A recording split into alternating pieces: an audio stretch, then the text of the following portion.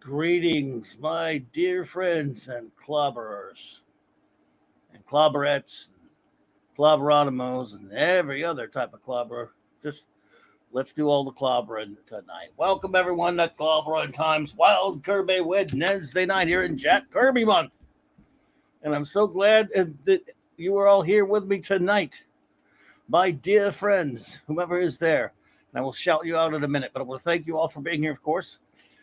First order of business is to thank the great Mexican Iron Man for being the newest member of the group. And thank everyone, by the way, who has joined. I really appreciate you. You're all too kind, and it is great to have you here. Let us see. Before I start saying my shout outs, I'll do a little bit of a quick show notes. Of course, it was great hanging out with the extraordinary and the great Stone Loki and his gang tonight over at the Comic Book Roundtable. It was a lot of fun. Hanging out with Loki and Mark D and Dave Bob and Classic Comics in a great chat that were on fire. And they were great, of course, led by the extraordinary Chris Berger. Hey, Chris. So it is great to see you all here tonight. As you all know, it is Jack Kirby month. We're talking a little bit of Kirby tonight, as per usual, in Jack Kirby month. But first, a couple of show notes. Excuse me. Tomorrow night. First of all, I'd say I want to thank the great Mark D with the C also for joining me for Monday night. What a time. I had a splendid time talking about the great Fantastic Four number 51 with the extraordinary Mark D with the C, reviewing the comic, talking about a lot of other things to do with the comic, one of Kirby's great classics. So that was a lot of fun, and shout out to him, of course, and appreciate him for that. Tonight, of course, we're talking some Kirby Splendor. We'll just talk a little. I mean, I didn't have a chance to get a lot of things ready, but we'll be talking about some Kirby special effects, the big crazy visuals of Jack Kirby in terms of his visual style and his ships and his just extraordinary, just magnificent, imaginative style and stuff like that. But tomorrow night, join us at the usual time. The clubhouse is back in session. Clobby's Clubhouse. For Jack Kirby month, of course, our wonderful first officer, the wonderful, magnificent, beautiful Raquel Briggs will be back joining us, as will our great chief engineer, Mark D with a C. And that is 9 p.m. Central Standard Time, as always. And then, of course, let's see, Friday night, I know my buddy Nick Weiser, if you want to just have some fun, kickback comic book talk, it's the comic shop over there. I'll try to make it when I can, but whether I'm there or not, he does a great show, and it's a lot of fun on Friday nights with my buddies over there at the comic book shop. And Saturday, I will be back, of course, with and we will be back, I should say, for Saturday Night Star Trek again, of course, continuing, actually beginning the second season of Star Trek Deep Space Nine with 4 episodes. So looking forward to that, as always, with my wonderful first officer and that great crew that we get with a bunch of wonderful friends in the chat there for Saturday Night Star Trek. So that's going to be a lot of fun. Looking forward to that. Same Clobby time, same Trek time, same Clobby channel, I should say. And then Sunday at 4 p.m. Central Standard Time, a special Clobberin Times special, that is. It'll be the birthday. It would have been the 105th birthday of the great Jack Kirby. Well, it still will, because he will live forever in our minds and our hearts and our imaginations. So Kirby 105, I'm calling it. We're going to just talk with the wonderful Purple Valkyrie is going to join me, and we're going to talk about, it'll be various open stuff, but we'll talk about some of our favorite Kirby creations and characters. And I want to, with some emphasis on his concepts, and some of just the ideas and just the extraordinary things that he created in addition to those great characters and stuff. And basically just celebrate the birthday of the greatest creative force of the 20th century. And, and there we go. And while we're saying hello tonight, let's get a little taste of some moving special effects Kirby. Although technically it was on a cartoon, but it was adapted from his art. And I love this thing. Can't get enough of it. They love the 90s Fantastic Four cartoon. The second season, that is. So I want to thank everyone for being here, joining me tonight. Let's say hellos again. Shout out to Mexican Iron Man for joining. And shout out to everyone for joining as a member. Pretty soon, not too distant future, we'll be doing some more member stuff. We'll have a member stream and the like. But and thank you out there for anyone listening to this later on a download or a rewatch. Shout out to Eric Sullivan and anyone else who joins us for those. Really appreciate you. Anyone else who comes in and watches us on a repeat, on a recording, I do appreciate. Can't thank you enough. So, Phantom Outsider, what's up, buddy? Good to see you. The great Eric K, the Bronze Wrencher. J-Man Buddy, what is up, J-Man? Good to see you, man. I hope you had a good time. I know you went to have a big fun event the other day, or the other night that you went to. I hope you had a great time at that, and I hope you're doing great, man. You and the missus are doing well. I hope so. Thank you for being here, as always, buddy. Thanks for popping in. The great Chris Persia, master of the Canadian wrench. What's up, brother? Thank you for all you do, buddy, and thank you for being here. Wagner. I can't say it like Raquel does, buddy, but I'm glad you're here. Thank you so much. D-Bud indeed, the man of iron. D-Bud Martin, what's up, buddy? Good to see you. Good to see you. Nerlanax Amanda Bear. Hello, my friend. Thanks for being here. And I believe that's all we've got so far, and it's enough for me. So I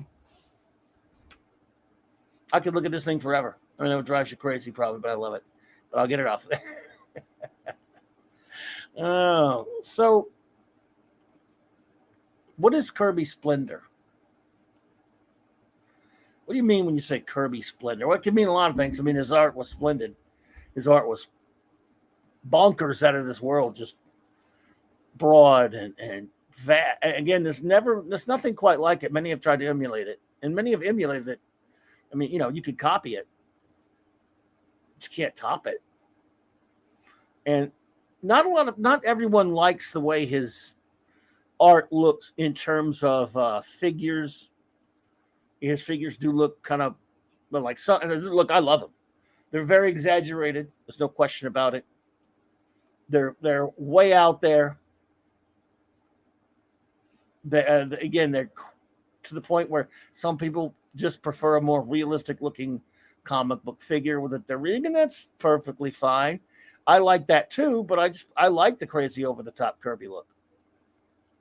I have no problem with that, but I guess I probably wouldn't like it as much if it didn't come backed up by such an extraordinary visual approach, not just as an amazing ability to make a one page look like 30 pages of fight or action, not just for his ability. Why is he able to make it pop off the page? Why can Jack make that thing just blow up out there and look like it's jumping and moving around and stuff when it's a static page of art, of images? Why? And you all know I know nothing about art. I can't draw, as I would say, I can't draw flies. I know nothing. I have no training, anything like that. I just know what I've studied over the years in terms of the things that the comic book artists and the cartoonists do and are supposed to do with their pencils, and what they're trying to achieve with their artwork. And they're trying to tell a story, and they're also trying to, transfix an audience, if you will, get them to come back for more.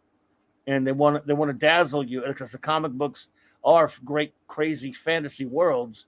So they're trying to give you something that's larger than life, to take you away, because they're aimed at younger minds that are very impressionable imaginations, of course. And they're supposed to take you away in that way. They're supposed to transport you to another world.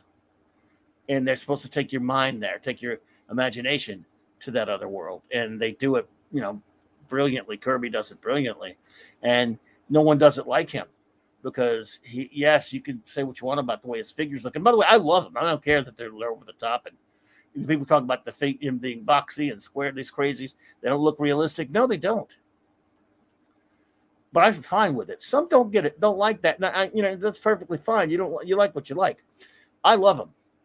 And so I'm not apologizing for them, nor should anyone.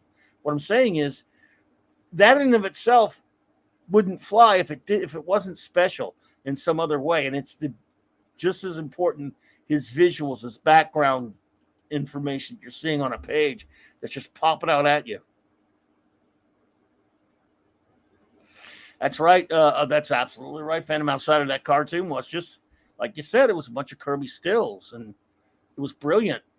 I mean, it was, there's a reason, folks, that his art was so potent and captured so many people's imaginations. There's a reason that the powers that be that were working in Marvel in those early formative years in the 60s, Stan and Martin Goodman and those guys, there's a reason why Stan, who was the boss, and Martin was, told everyone who came in there, draw like Jack.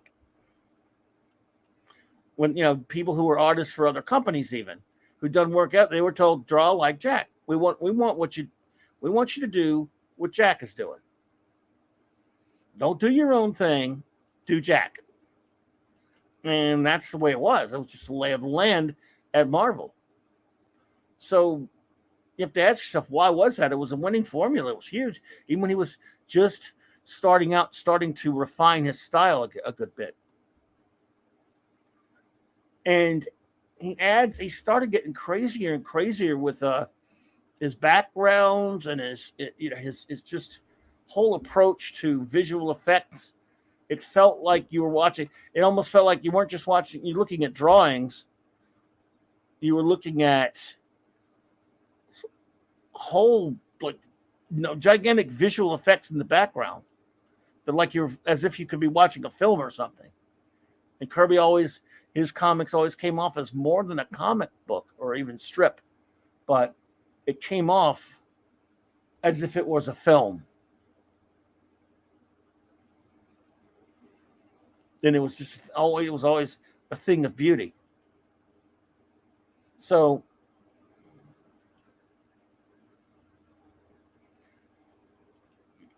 when you look at a Jack Kirby's big page spread of some kind,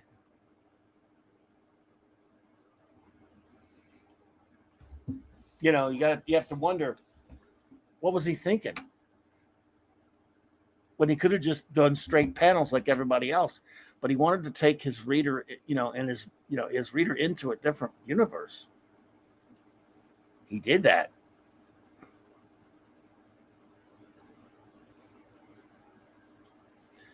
And we're going to look at some of that stuff tonight.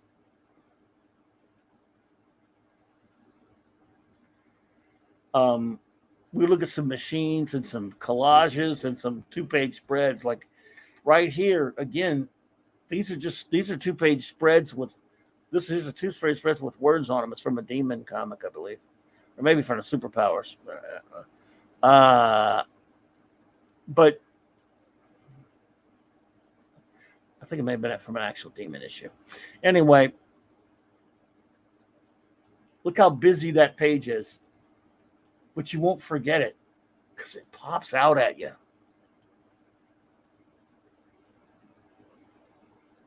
I mean, it just... How many artists today do a page like that that's hey, Dave, what's up, man?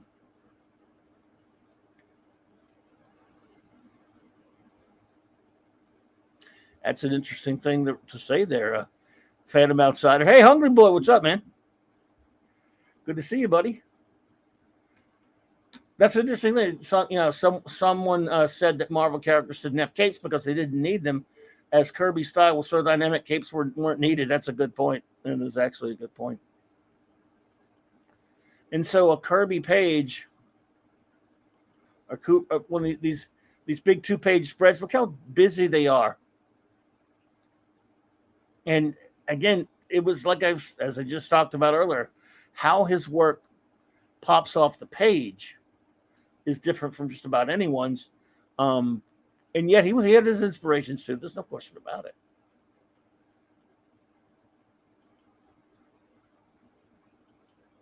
It's having a bit of a technical difficulty there, pardon me.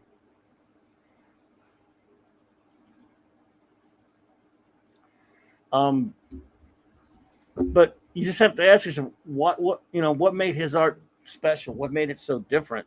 For me, it was the visual effects. And what I mean by the visual effects is this is a page from Devil Dinosaur. There's no technology in that comic. Well, it's not. It takes place in in prehistoric times. Dave, what's the other page looked like that other page looked a little like Giger. Wow, which one? Come with that one there.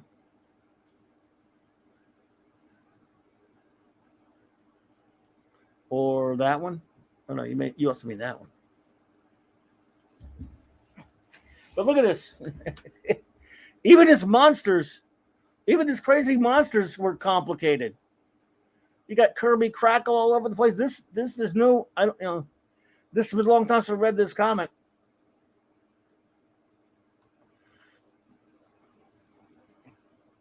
But he can make just a simple, an issue of Devil Dinosaur have crazy art. There's nothing quite like a big two-page Kirby spread. Now, because of things going on this week, I didn't get a chance to download as much, so I'll have to go. We'll probably have to go find some stuff later because I get a chance to download all the stuff I wanted to. So I kind of started with a couple of the big two-page spreads here, but I want to really kind of look at some Kirby machines in a minute.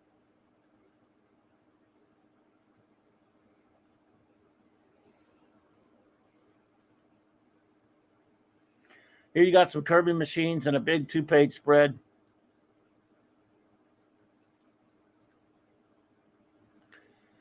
Steve Mitchum, what's up, buddy? Good to see you there, bro.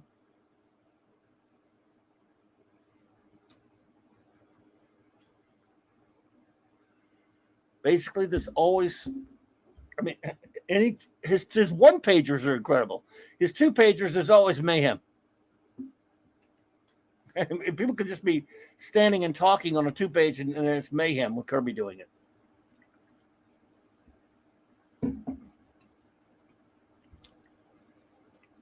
But let's look at some crazy Kirby machines. To me, I would love to live in a house full of Kirby machines. From his earliest days when he really started to get crazy with the machines, is Galactus' ship there for the coming of Galactus.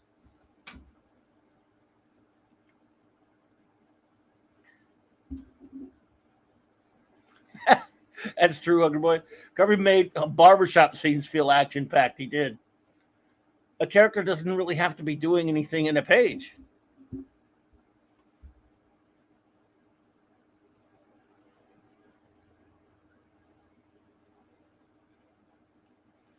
And it could be just crazy.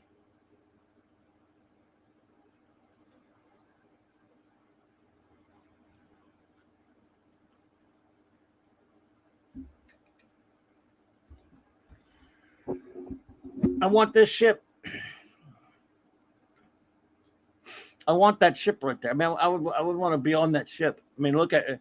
It's just crazy. And I know this is from Captain Victory. Say what you want about Captain Victory. I liked it, but I mean, it's just the art. This is when he was just there was. I mean, the gloves were on. The chains had long been removed. He could do whatever he want with his art. It was just incredible.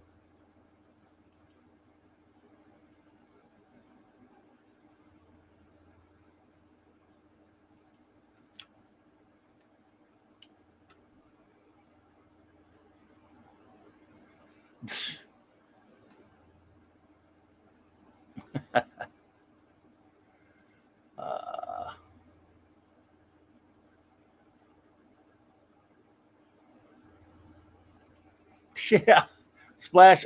Ben just reading the paper on the sofa was invigorating, and yeah, I can't. I know that was a later issue of FF toward the end of his run, but I think I know what you're talking about there, Hungry Boy. Yeah.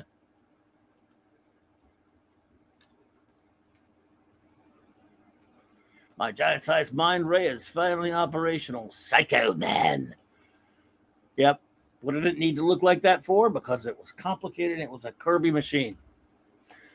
If I could draw like Kirby, you know what I would like? I'd like to see Kirby. I'd like to have seen Kirby draw the Enterprise in NCC 1701 just once.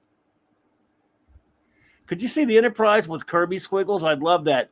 Sid Eastwarren, hey there. Welcome. Good to see you. I'd love to see that just once.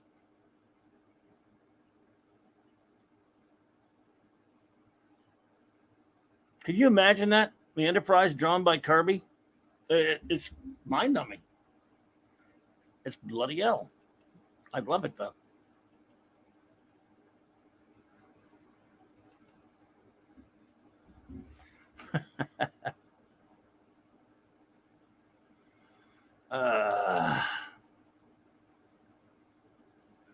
What in the hell?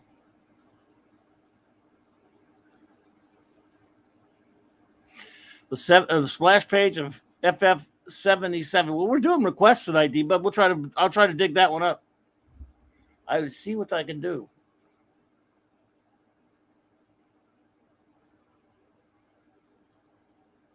Brian Hepburn, hey there. Yes, D, but I've seen an animated GIF of this somewhere. I wish I had it. Right now, the only animated GIF I have for you is this one that I've been messing around with.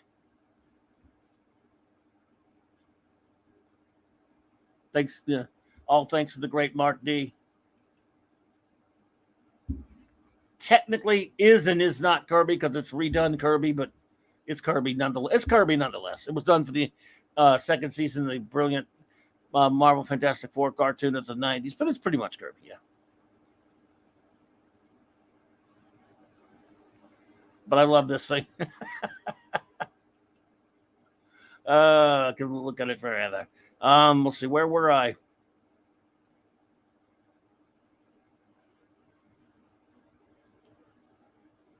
Oh, okay. I forgot where I were for a minute. Where were I? Where were I? I don't remember where I was. Oh, okay, here we go. So, yeah, back on track.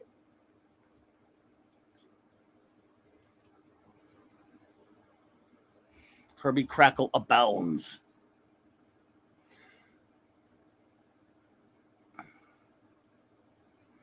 Wagner says, saw the Fourth World by Jack Kirby box set in the comic shop today. So tempted, but didn't have the money. Yeah, I'd love to get. I'd love that, man. I bet it was not cheapy.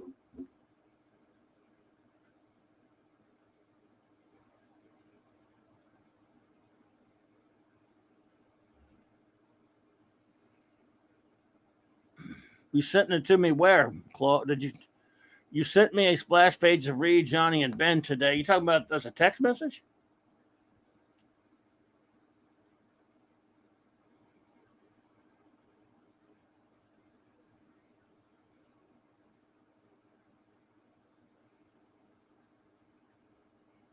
Maybe you did. I know you sent me a couple of text messages of that artist edition, which I have and you have.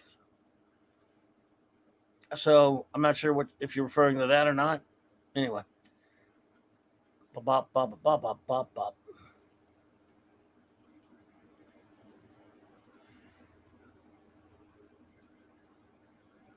Yep, you can tell he was just starting out with the big crazy machines. He'd been doing it for a while at this point. He went nuts on these machines in the 70s. There's the one from that one issue of Kirby did of What If. Oh yeah, I saw that. I saw the text message you sent. Yeah.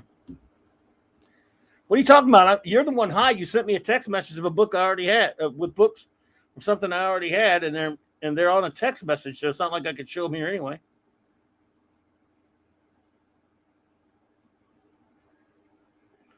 But thank you for playing.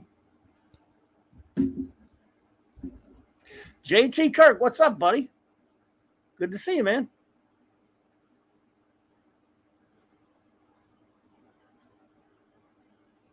So Wagner was in a comic shop at a mall, meaning there was nothing but Funko Pops and but lo and behold, there was a giant Fourth World collection. Yeah, I'd love to get that too, man. Oh my goodness. I know, somewhere up in New York, there's a comic called Fourth World Comics.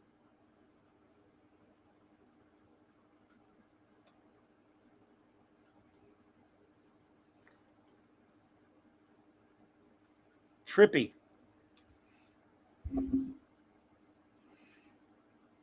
Yes, sir.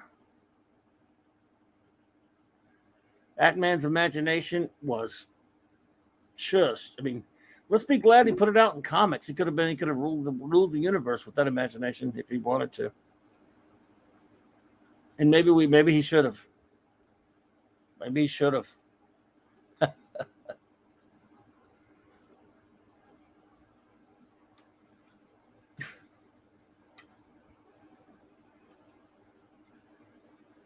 So let's see here. Kirby machines. Ain't nothing like them.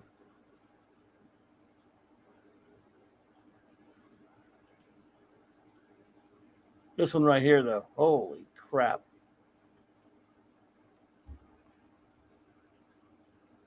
This is the one right here. I want the ship. I want to be on the ship. Hey, Dave Bob. What's up, dude? Thanks for popping in, bro. Good to see you.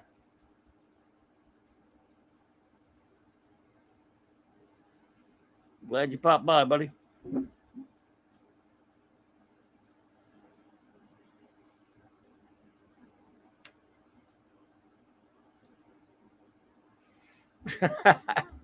Oh, yeah, D-Bud, that's right. You had to get a Twitter account to be a mod for those fellers. I hear you. Well, as long as you don't look at, you could have a Twitter account, use it for the DMs and not look at the trash on there.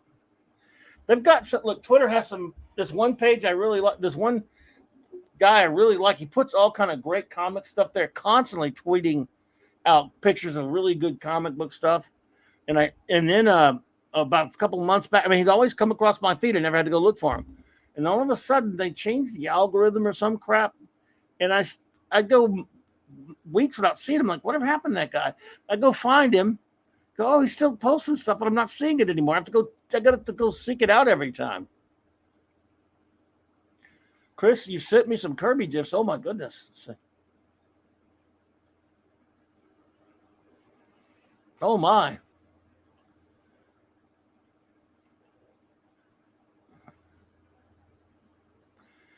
I think I have that Silver Surfer one, but I just don't have the other two. I'm thinking. Let's see. Hang on a second. Yes, I have the Silver Surfer one. See.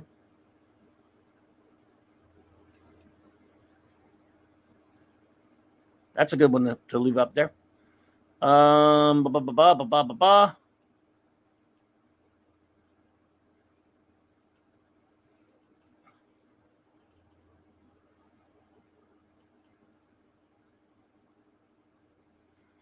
I can't. I was going to try to show him, Chris, but I can't click it on him, and it's not. I mean, they work, but I can't really highlight. Make them big or anything to be able to show them on the show. But I love them. Thanks, dude. If there was a way to download them, I would.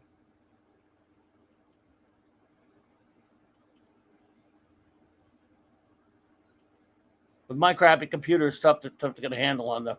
Thanks, Chris. I love that, man. Appreciate it, buddy. Hey, Cardinal Sin, what's up, dude? Cardinal Sin pops in. All right, man. Hope you're doing well. He's got a 199 super chat. Hail, Clobby, mods and chat. Great show. Great to see you, my friend. I hope you're doing well.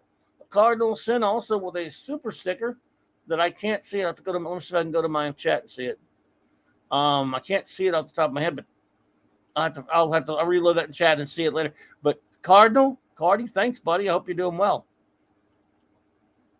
And I hope you had a great stream. I know you were streaming earlier. I was on Loki's Wednesday night thing he was doing. But I hope you had a great stream there, brother. And I hope you're doing well.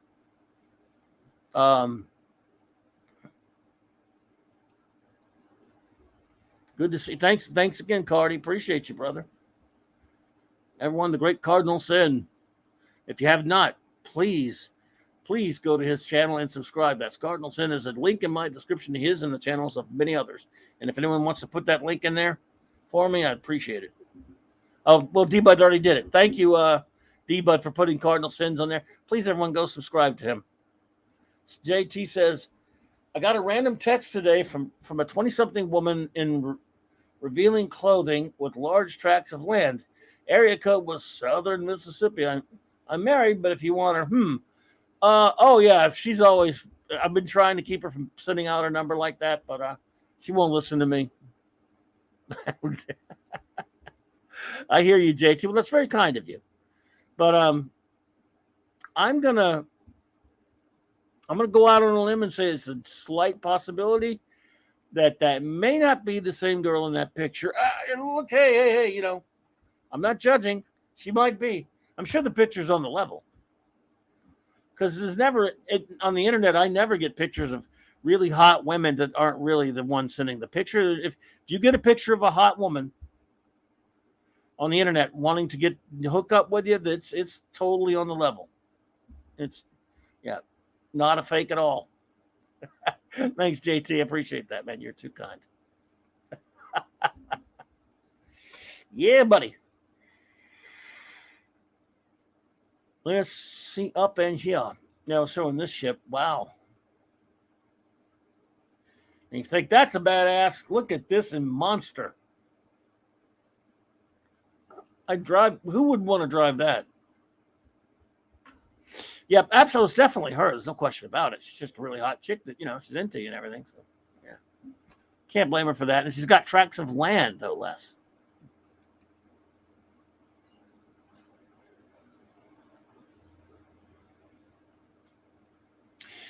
If I recall correctly, I think this is from Eternals. Boy, he went nuts on Eternals. The art in Eternals. Look, say what you want about the Eternals comic. It was a pretty. I mean, I just read it last year. It was a fun read. All 19 issues, and an annual. Not as great as story or creations, but still interesting. But he went absolutely. This is some of his finest art on a continuous series, in my opinion, was on that book. I mean, I love just how crazy, insane he went with the visuals, and it was stuff like this. It's just a tour de force. I mean, his Eternals run is worthwhile. Granted, I'm saying mostly for the visuals, but good God, it's incredible stuff. Exactly, Hunger, but it's just amazing. Dave says it's the Devil Dinosaur's car. I think this is from Eternals, bud. But yeah, pretty sure it's from Eternals. Well, Devil Dinosaur doesn't need a car, does he? Also from Eternals. Not a great scan on this one, but wow. Now, if you want to get really freaky with it, right here.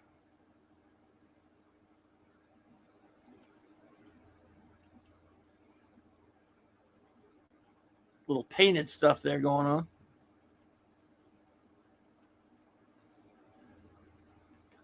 Not exactly. I'm drawing a blank on where that's from.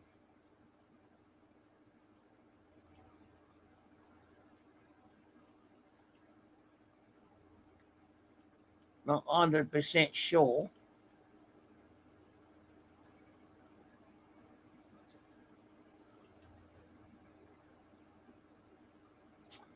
But it's pretty crazy. Here's one I've always loved. This is one of the. I could look at this picture for hours. I'm not going to make you look at it for hours. Andy Masterson, what's up, buddy? Thanks for popping in, brother. It's good to see you, man. Like I said, there's nothing quite like a crazy Kirby machine, and I could look at this. He's got a lot of them that I could say that about, that I could look at him for just like hours on end. This one's just bonkers in the very best of ways. I mean, could you imagine someone building a toy of this? Not you, Andy Masterson. You could do it, but it would take you forever, and I wouldn't want you to burden yourself. But I'm just saying, what if somebody did that, though? Seriously. I'm not hinting at anybody. I'm just saying, because I would not. You couldn't do. I don't know if you could do it justice or not. But could you imagine? And then someone would say, "What the hell is that?" And you go, "It's a Kirby robot thing, something or whatever creation thingy." I forget exactly what it's from. I want to say it's from. Oh no, it's not. Well, it's not Eternals. Maybe Captain Victory or from Silver Star. I can't remember. May have just been one he did. I can't remember. It does look like sort of like a Micronaut. That is for some reason, you could just call me crazy. It's one of the coolest things I've ever seen in my life. One of my favorite Kirby drawing, and I can't even place where it's from. That's right, it's a Kerbot. I could make it a 3D and have Mark D print it. Yeah, put Mark D to work. How would you, man? Can you imagine painting this thing? Not me. I couldn't paint anything. But I'm just saying, even someone with paint talent. Look at that. It's insanity. Coloring it must have been a nightmare. That's an imagination that is boundless, right there. I'm looking at all this Kirby stuff. It's an imagination that is boundless. I mean, it is an imagination that just will not stop, and it never stopped. He did it all the time. If you model it, I'll print. I'm not challenging anybody to do it. I'm just saying that is this. Imagine if that would have been made as a toy. I don't think now they would have been able to. J-Day Lewis, what's up, buddy? I could stare at that thing forever. If it were real, I would be in trouble. So let's move on to some more Kirby. These are some of those Kirby spreads that we're talking about earlier. Now, how about we look at a Kirby collage?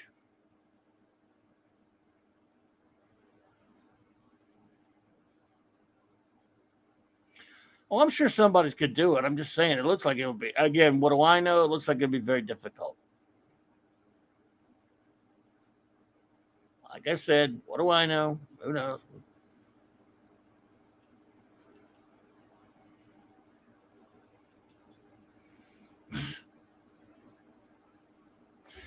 But one of the things that's always puzzled me, again, because I'm not an artist like D-Bud or Steve or Claude here, is, and if either one of them could tell you how the Kirby collage is made, you could tell me 20 times and I won't even comprehend it. How he did it. Doesn't matter how simple you think it is. How he did those things. But man, and these are just some of the tamer ones here. We're going to find some other ones later. But a Kirby collage is a crazy thing.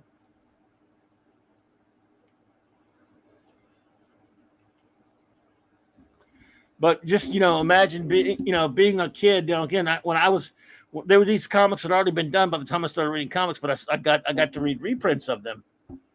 But you open up a comic book and there's supposed to be comic book pages in it. You don't want to know, says the hungry boy. I hear you. And you open it up, and you look at that. Holy! I mean, this is a tame one compared to some other Kirby collages. But the fact that he just put this in a comic. I mean, it's like, and they let him. The publishers, he said it's Jack. Let him do what he wants.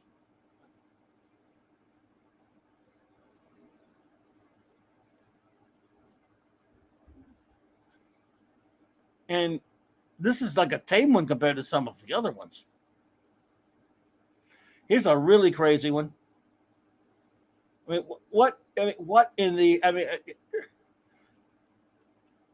it's just this man was extraordinary. I don't know how many times I got to say it, but you all know that. It's just phenomenal for a comic book. I mean, I guess he started thinking, I want to do something different. It's one thing to draw your backgrounds and have them inked and all that stuff. I guess poor old Vinnie Coletta and whomever didn't need to touch this page, right? Other than the figures. And I think this was inked by Coletta. Sorry, Hungry Boy. But as Claude says, Coletta didn't was one of the few. He couldn't destroy Kirby. He didn't help Kirby, but he didn't destroy him like he did so many other artists.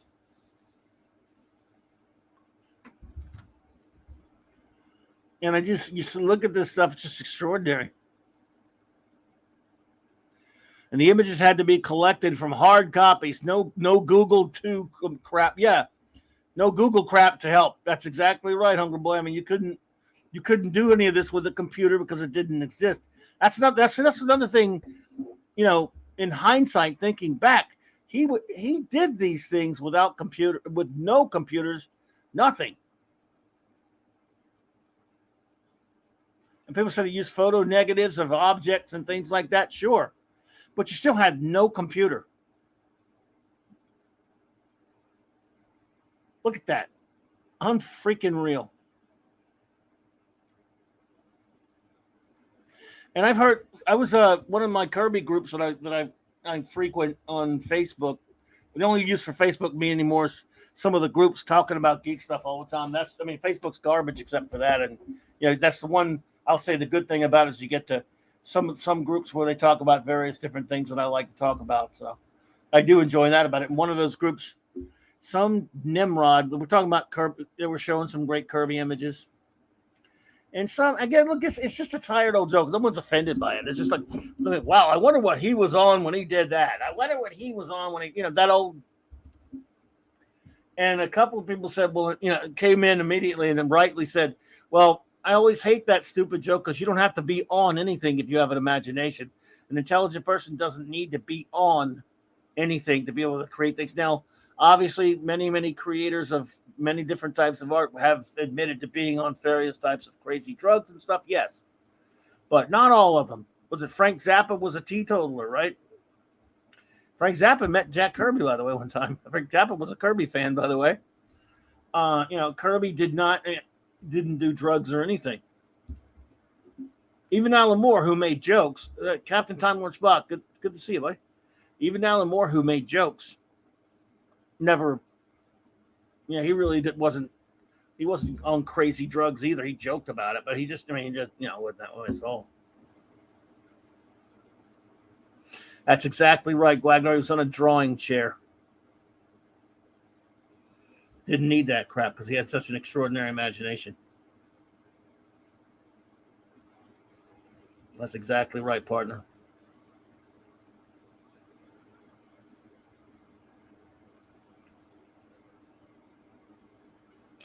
So these collages were, in the quite literal sense, out of this world.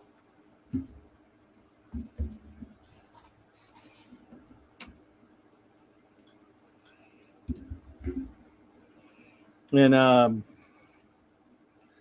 all just part of the Kirby effects, the Kirby splendor, as they call it.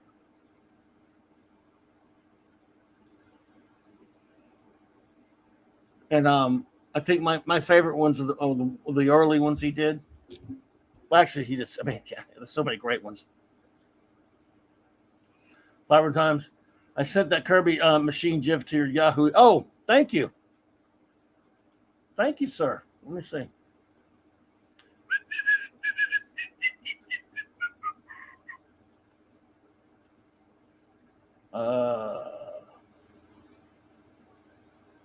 Oh, okay.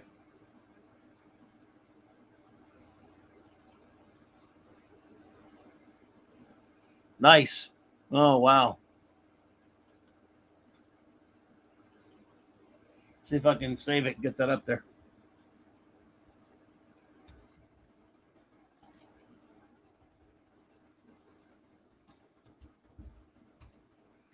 See if I can get that one up there and put it in. I might be able to. My computer's so screwy. I don't know if it'll fly, but we'll see. If I'll be able to find it in my computer. If it puts it in the right spot, shouldn't be a problem.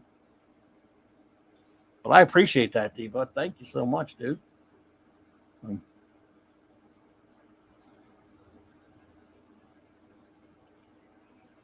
Yep. Terry Gilliam claims to have never tripped balls, but some minds just naturally overstimulated by default. Because it's true that some guys did do crazy crap, but not all. It doesn't mean you have to be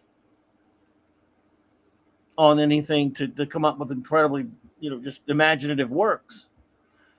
Again, this is as a joke, it's fine. No one's, but it's just like, but it's just, it should also be pointed out that not everybody has to do that. And I don't think that person really believes Kirby. Oh, there we go. Good. Thank you, D-Bud. If I could figure out how to get those other ones that you sent, Chris, I would. But I can't do it from Twitter. It's the only thing. Sorry about that, buddy, but I appreciate you. There you go. D-Bud sent this. See, yeah, that's cool. Thank you, D-Bud Martin. Chris also sent those. Like I said, I can't. I can't download them from the Twitter thingy, but thank you so much. But thank you, Chris Berger. I appreciate that, buddy. Twitter doesn't let me. I can't do it from my computer anyway. I don't know why. But those are great.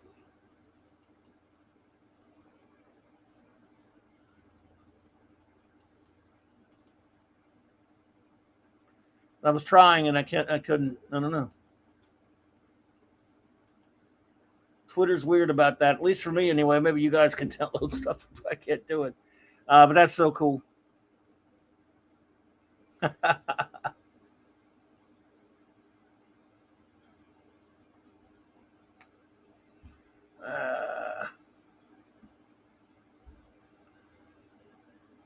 Good work, Ben, by removing that power core. No creature from the negative zone will ever again be able to enter our world through the open barrier door.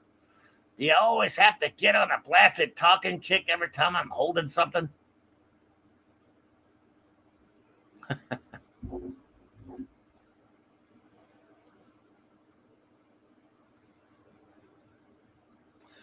Boy, is that for sure. JD Lewis says that's correct. Speaking of misunderstood artists, legions of misguided Ditko fans thought his Strange Tales work was a product of a drug-soaked mind. In fact, all of his biggest fans of his Spider-Man, and in particular his Doctor Strange stuff, were a bunch of college hippies, and he was the farthest thing from a hippie. Sid Eastwarren says, if an FF movie was made in the 60s, who would I cast? Well, of course, I would have to agree with it's tough. If we're casting actors from the 60s, I know you've been typecast, but it's funny how Alex Ross and Kurt Busiek in Marvel's based Reed Richards on Russell Johnson. But man, that's a good question. I mean, the Thing. Sue would, there are a lot of lovely blondes back there at the time. I'd have to think about that. That's a good question there, Sid Eastwarren. That is a good question, man.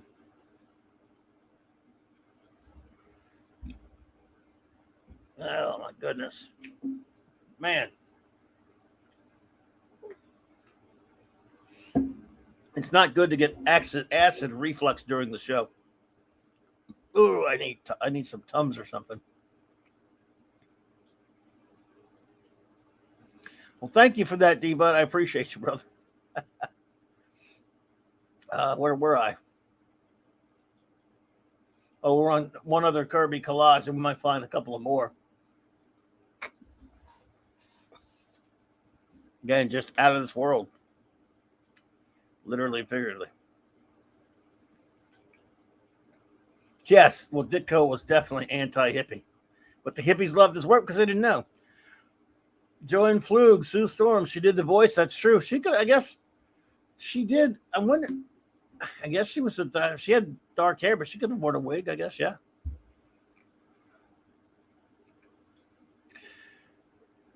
I don't know who would be the Thing. I would go back in time and let Jack do the casting.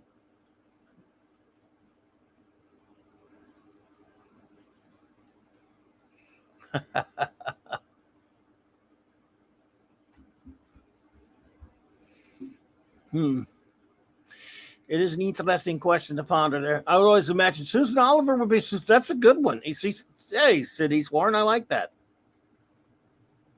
I'm sorry, I missed that before. Yeah, I like that. That's a good one. And if we didn't, Jeffrey Hunter as Reed might work. And Susan Oliver, get two Trek people there.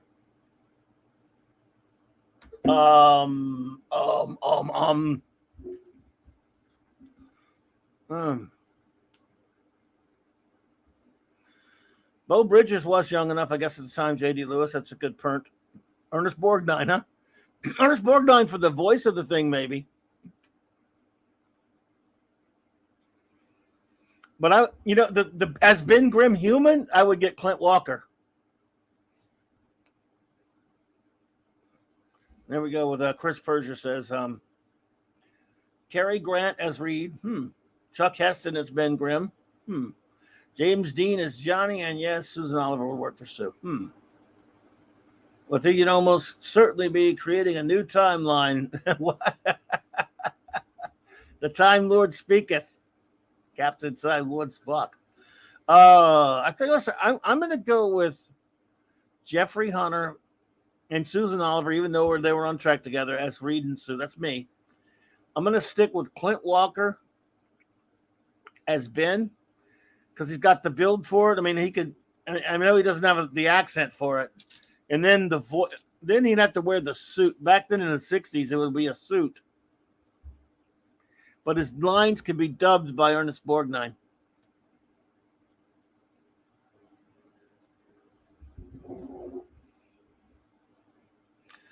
Take your stinking paws off me, you damn dirty ape, Skrull. Damn dirty red ghost apes. Tor Johnson. You got to be able to act because you're gonna. If it's the '60s, unless we break the laws of time, and go back with the special effects, they're gonna be wearing a suit. Yeah, Jeffrey Hunter does look like Reed. Yeah. Well, I think we're going to have to break the laws of time so we could bring modern day special effects back there, so that we can make the Fantastic Four.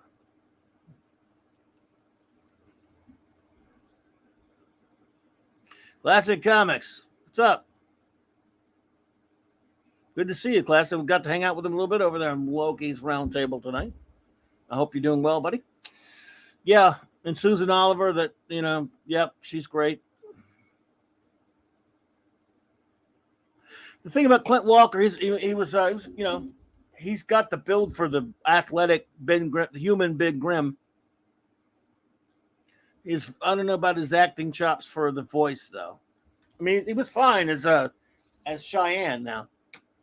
Actually, if he would be Wyatt Wingfoot, perfect, kind of in a sense. I don't know, but remember Cheyenne? Remember Clint Walker?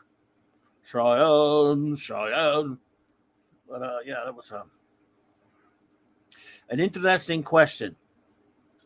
Imagine what they would have done for the special effects back then for those characters.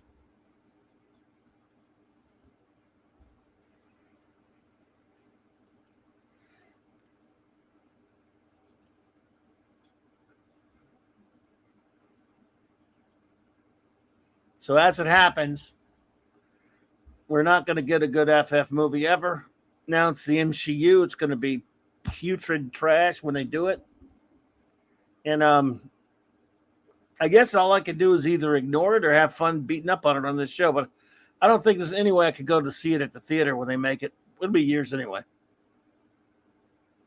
Hey, Dan Blocker's the thing? Yeah. Dad burn it, little Joe. Dad burn it, little Johnny Storm. Oh. You're going to pay Michael Landon? Is Michael Landon going to be Johnny? Yeah. Dad burn it. I can see you hear Ben saying, Dad burn it instead of it's clobber time. It's Dad burn it. It's clobber time, little Joe. Little Johnny. I don't know. I'm afraid I don't know. Clint Walker was on Cheyenne for years, and he was in the Dirty Dozen, of course. Well, if you're gonna go that route, let's cast Dr. Doom back then.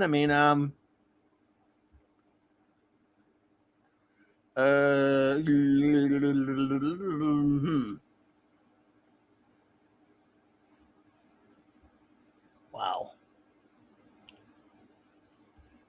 Easier said than done. Gap After Dark. Hey. Good to see you, my friend. Thank you for joining us.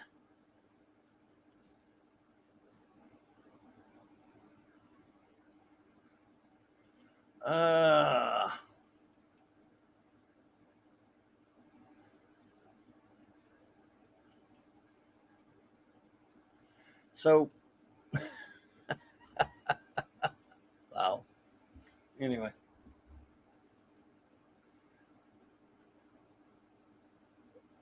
Herbert Lom for Dr. Doom. That's interesting. What about yeah, that's a good one. What about could Christopher Lee play Dr. Doom?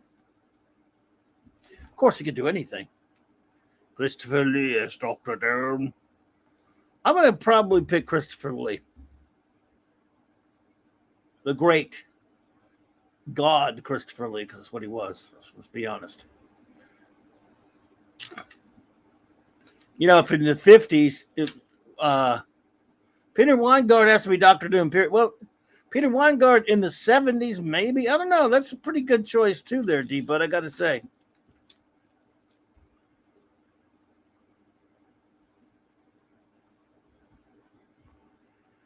I got to say that's a good, I can't deny Peter Weingart is a good choice. Is a damn fine choice for Dr. Doom with that voice of his. Christopher Lee might be my first choice, but Weingart's right up there with him, though. Peter Lawyer's puppet master. Yeah, that's good. Now you're tacking. That's some crazy talk right there, huh? Yeah, I'm kind of feeling that. I think I'm going to put my my robot back up there that I'm obsessed with.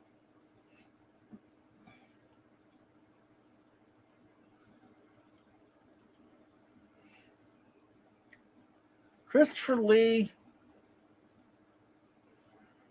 Peter Weingart. But I tell you what, I'd go with either one of those two. They'd be at the top of my list.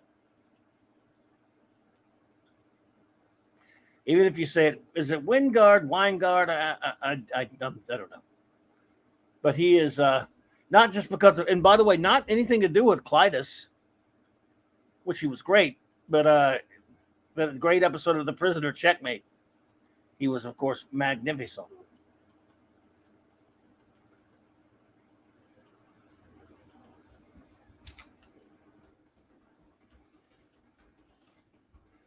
You know what I'm saying?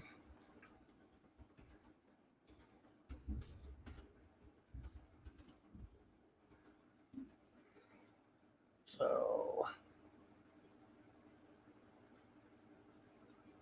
anyway, I want that robot. I want that robot to exist. I don't want anyone to build it. I want it to just spring into existence.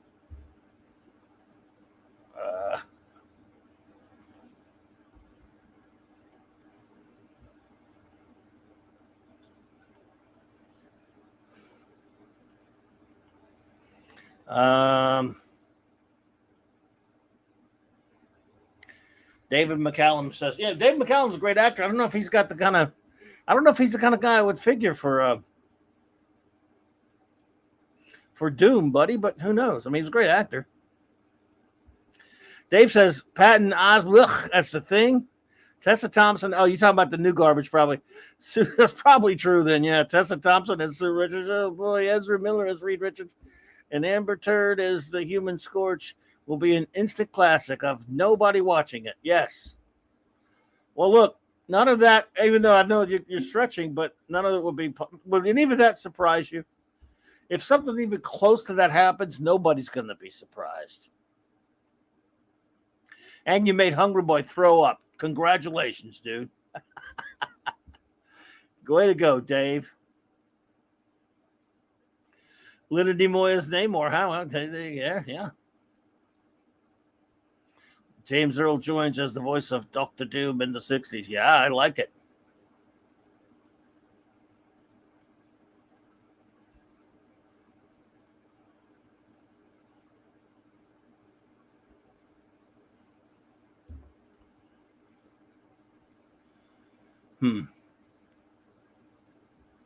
Wow. So, some weird casting here. Some good ones, though. Again, like I said, the special effects would be interesting in the 60s. We definitely have to I still look, if they making it today, if you're going to make it right, it needs to be set in the 60s. They need to have started in the 60s and ignore that garbage that they did in Doctor Strange with Reed Richards, the spaghetti monster.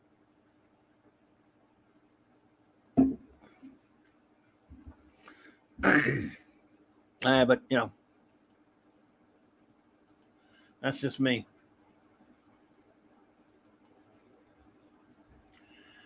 Oh, my goodness. Ray Harryhausen making miniatures of the Kirby machines and robots and monsters, says Hungry Boy. That's some thinking there, buddy.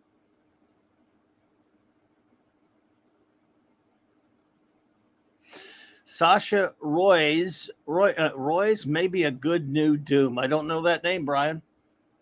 Apollo's Minion and the Pupper. Hey. Good to see you, dear. It is so nice to have you here. Harryhausen could have done Fin Fang Foom justice. Yeah. Hell, there you go. Steve McQueen is Cap. I love it. As a Steve McQueen fanatic, I'd take it. I mean, but seriously, if I were casting Cap, I might not necessarily think of him first. But hell, I mean, Steve McQueen's so great, I'd take it.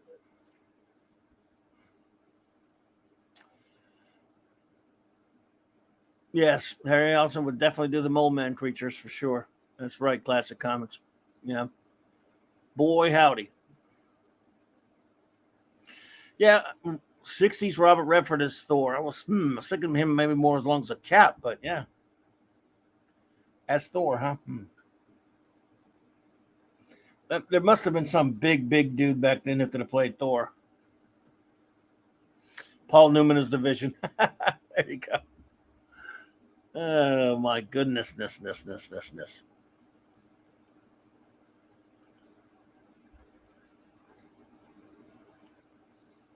is some crazy stuff right there. So,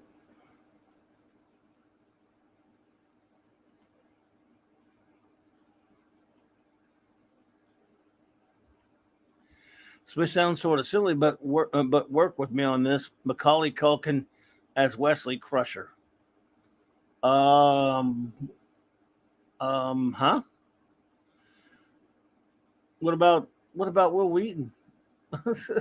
He already played. He even reprised his role. Remember, in P Hard. So, as far as I'm concerned, they can have anybody play Wesley Crusher that they want. It won't matter to me, buddy. Now you got me puzzled there, JT. What in the hell, boy? Yeah. Yul Brynner's the Vision. Yeah. Oh my. Sasha Roy's was Captain Renard in the TV series Grimm, and Sam Adama and Krapper. Okay, I've never seen him then. Okay. Martin Landau's Vision, maybe. Huh? There you go. That's actually, yeah, Martin Landau. That's a good one. That's a good one there, classic comics. So Brian, I've not seen him in those then. I've not seen those shows. So I don't know anything about him. But I got you. Captain Time Lord Spock says, by the way, my forthcoming comic is gonna have a label, no time travel guaranteed. Oh, one of these days I would like you should tell us all about your comic. When you get it out, when's it coming out? And when it is close to release time, come hang out and talk with me about it one night there, Captain. I would appreciate that if you only feel like it, of course. No pressure. Clobber's gonna like this one. Diana Rigg is Black Widow. Up, she couldn't get better. I guess, yeah, she wouldn't really have to have an accent. I mean, what's her name? Scarlett Johansson didn't even bother with a freaking accent, did she?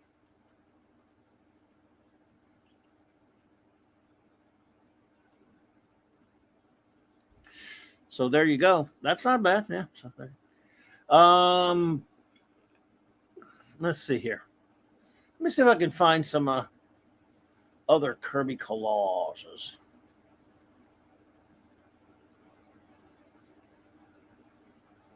Find some other Kirby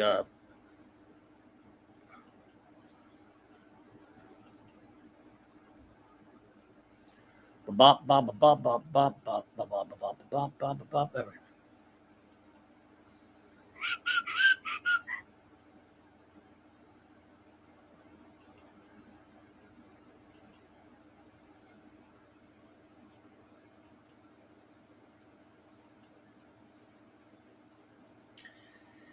Oh man.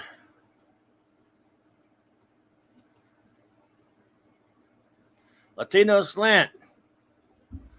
Hey, what's up, buddy? Paulie? Yeah, look, I'm with you, Brown. Yeah, the Scarlet doesn't need that. Well, they were just talking about a little bit earlier, Paulie. Someone posed the question, casting the Fantastic Four with actors from the '60s, and so we were talking about different great actors who might be good for the FF and stuff, and then it got to other Marvel characters, So you know how that goes. It escalated.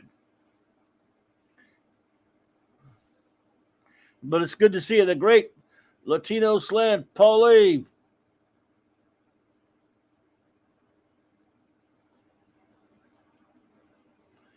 I say Kirby collages.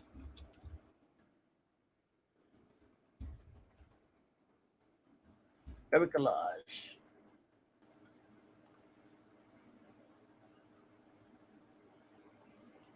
Some of the more insane Kirby collage work.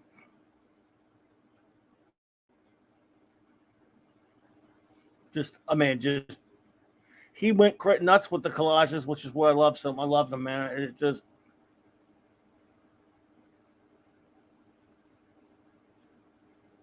good to see you there, bro.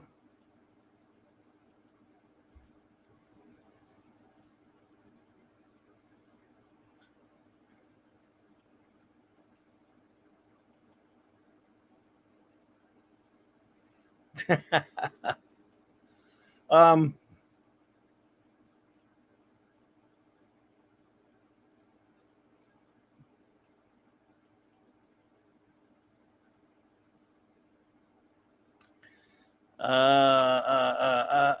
what was I looking for? Oh, okay.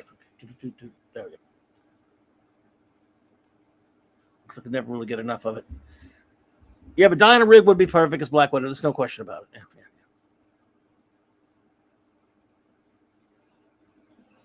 But didn't Scarlet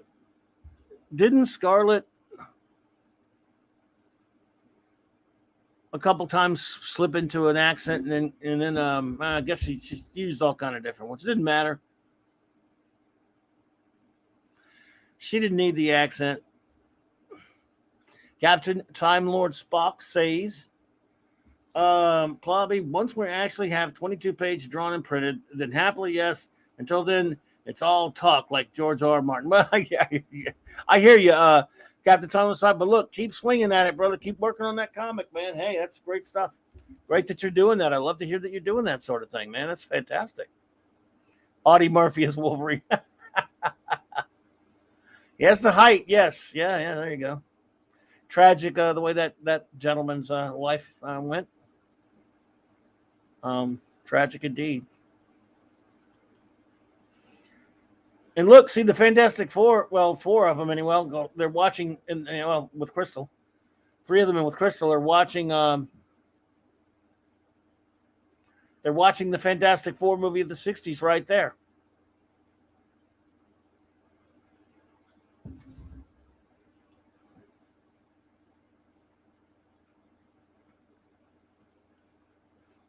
Sidney Poitier's Black Panther, huh?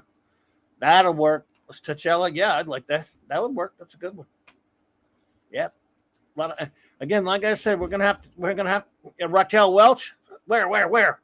Oh, as Black Widow. Holy shit! Yeah, I mean, I love Diana Rigg though, but man, Raquel Welch could be. She could be She-Hulk.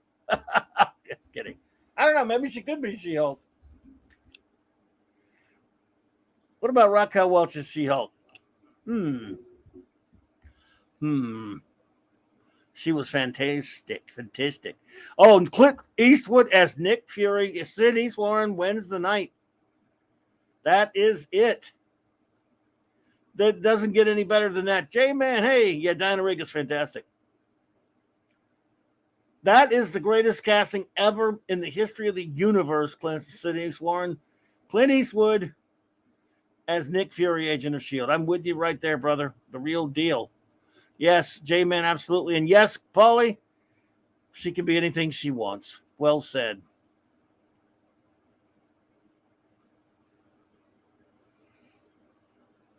Sophia Loren is Hela. It's Hela. Yep. Wow, it works as Hela. And Classic Comics says, Imagine Raquel watches Talia al Ghul. Yeah, that makes sense. Okay, thank you, J-Man. Good to see you there. Thanks for hanging out, brother. You're the man. Everyone, please subscribe to J-Man's great channel. He has an amazing one where he and his great group of fellows, they're kindred spirits. I go there all the time. They're criminally undersubscribed, and they just have a lot of fun over there. If you like geeking out about comics and movies and different things like that, they are extraordinary. And I'm good friends of this channel and good people, man. I appreciate them so much. And the great Mark D with the C's joining me tonight. What's up, dude? Hey, just loading up my son's Jeep for college. So, you got stuff to do, man. You hit the pop. No, I want him to load it, load it all up. Let me get my headphones working so we don't get an echo here. Make him do the work. He's young. He's young. He can load up the rest of it. Did his brakes today, so I told him he owes me $1,600. So, brake jobs ain't cheap. That's what they quoted at the brake. Holy the Jeep shit! Place, so. $1,600. Wow. Yep. Well, you can buy a lot of good comics with that. You just cut him a discount, give me a price. I went and got my driver's license renewed today because I forgot about it, so you get a fine. And DMV, boy, yay! That was fun today. But I went to the DMV Express. Now they only take cash, but it was about maybe almost less than 2 hours. I was shocked. Well, you can actually in Connecticut, we can actually renew our license online now. You can do it online here too if you do it in time. Yeah, and then you also can do it for 8 years now. Or I forgot. I don't know why. I just every time it gets a week or two after past my birthday, then I'll check it. Oh, I think I better check. You forgot. That was going to be next year, right? And every time it's like, oh, I'm not till 2022. No biggie. Well, guess what? 2022 that looks so far away since the last time in 2016 when I renewed it. I'm like, that's never going to happen. I ain't going to live that long. What the hell? And then what happens? 2022 shows up. And I don't even think about the friggin' thing. Who needs a stinking license, right? You just drive that fantastic car around yourself. Yep. Yep. No, I need it. I actually do need it. I have my chauffeur's license, but yep. It's only $20-something fine. It's just annoying that they only take cash at the place. But hey, at least they got this little satellite called a DMV Express place that just does that. Yep. Which I went to last time. That's not bad. Because the DMV is usually the normal one's way worse. So they do make you bring something with your address on it. I'm like, can't you just go by my license? No, we gotta have something else with their license. And I lucked out and found something in my wallet. Yeah, we need 6 forms of ID, your passport, and beach pass. Yeah, I found a check emergency check. I keep in my wallet. Oh, got lucky. So anyway, but that's not as much fun as you had today. Doing a brake job. It's always fun when you get project finished, and then my wife was like, "Do the brakes work?" I'm like, "I don't know. Did you see the Jeep through the garage when I went to test it?" You'll find out if the brake works, I guess. Yeah, that's not even funny to joke. Yeah. Not even funny to joke because that's your kid driving it. But I know. Yeah, no, I tested it first. Yeah, so no, but that's one thing. Sure God forbid you don't want to screw up as a brake job. So yeah, if you don't know how to do it, take it to professionals. But brakes are relatively easy to change. It's the nothing like those fantastic Kirby machines. But yes, could you let me? Yeah, Mr. Smarty Pants, could you fix? For example, could you fix that? No way. Well, are you sure? Take me a few light years to figure out how to. Can you change the brakes on that? Yeah. Well, machine. I hope they're not drum brakes on that. He better have disc brakes on. Drum brakes are freaking annoying, so to change, aren't they? Yeah. Well, it's the first time my wife drove my '67 Mustang. She's like, "Your car's broken." He's like, The brakes don't work. The steering doesn't work. The car makes all kinds of noises. Like the car's a year older than we are. That's the way they used to make them. No, wow.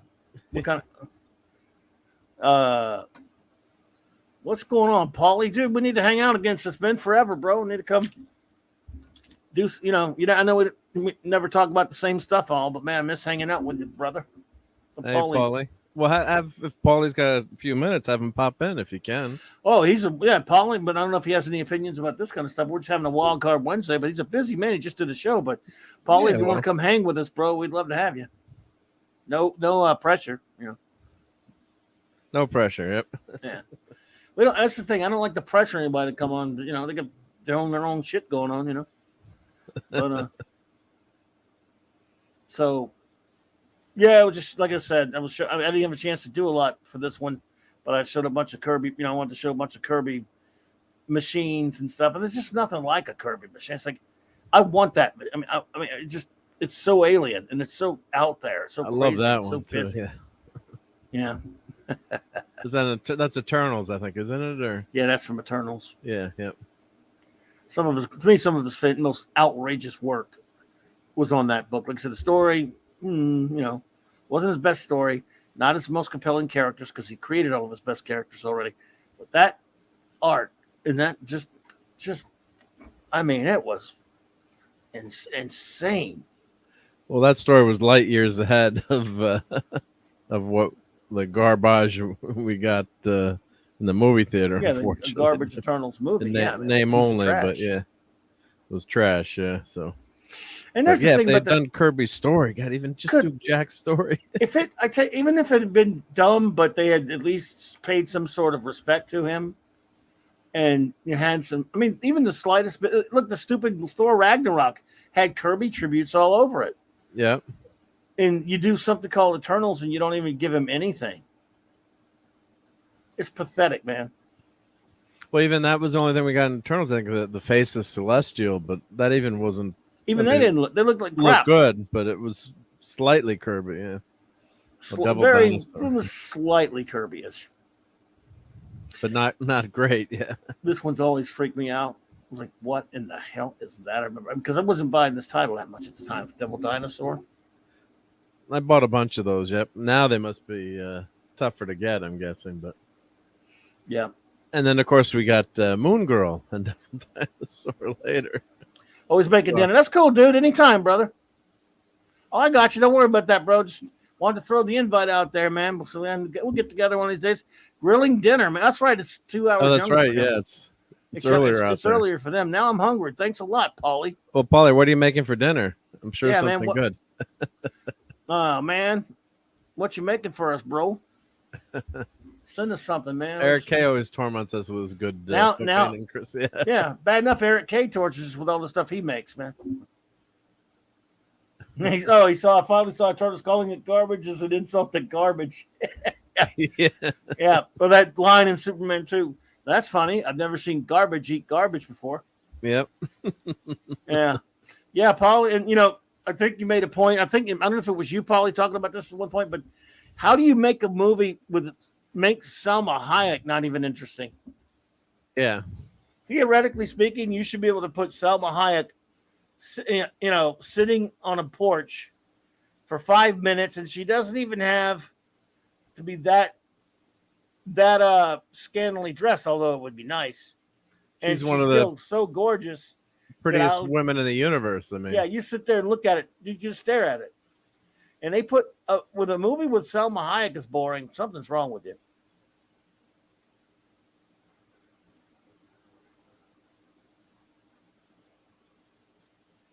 Yeah. So, oh my God! Oh, look, see, there he goes. There goes Eric. You had to trigger him, didn't you? Yeah, I did. Yep. For the meetup, I made a brisket with 2 types of barbecue sauces that I never got a piece of. Oh well, it was. I guess it was never got a piece of them. That's injustice right there. Yeah, you always got to take a piece of your own brisket. Salma Hayek is a special effect. But she looked so bored in that friggin' movie. She just keeps getting prettier and prettier and prettier too. She doesn't age either. Yeah. Yeah, she's gorgeous. But you know what?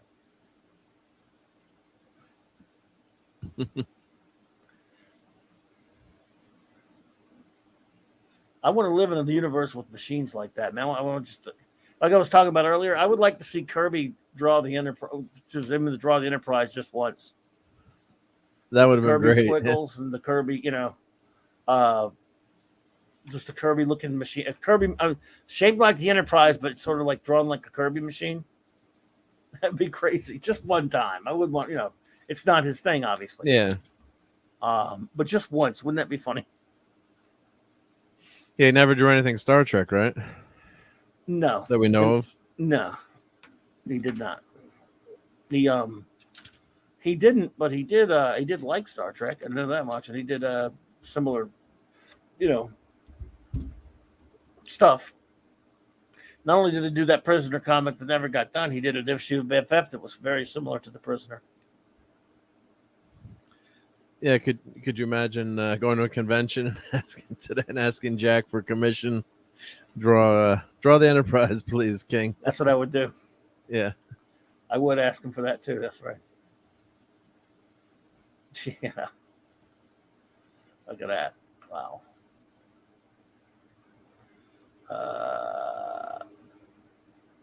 It's just. Eric says he's going to make 20 pounds next time. It took him 2 days to make it. 20. Wow. 2 days. Jesus. Seriously, you think don't even try to 3D print it, but you think anyone could ever, could you imagine what it would take to make that? If Steve could, I mean, you have to print it all in pieces, but it depends on how big you make it too. You don't want to make it too small, but you could do, I mean, the painting and the painting, it would take forever too, but normally something like that, where you print each piece and then paint it and then put it together, or you could print it and put it and paint it too. But yeah, that's very intricate. Yeah. Paulie, some of these are from the Silver Age, but this here and some other ones are from his Kirby, the Bronze Age. Most of the stuff when he really got wild with his art was Bronze Age. I mean, he did some crazy stuff in the late 60s too, but in the Bronze, man, he went just nuts like on some of this stuff. These collages, like I say, these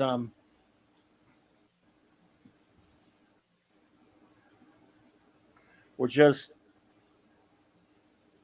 And did he do those all his whole career, or I'm trying to remember? No, he started somewhere toward the late 60s at Marvel, doing them in some FFs and some Thor issues.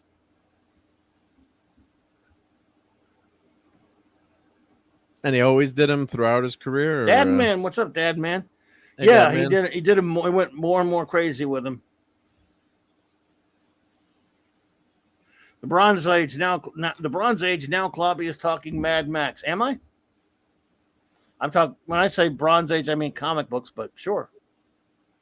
Mad Max. I'm afraid I don't know what you mean, sir.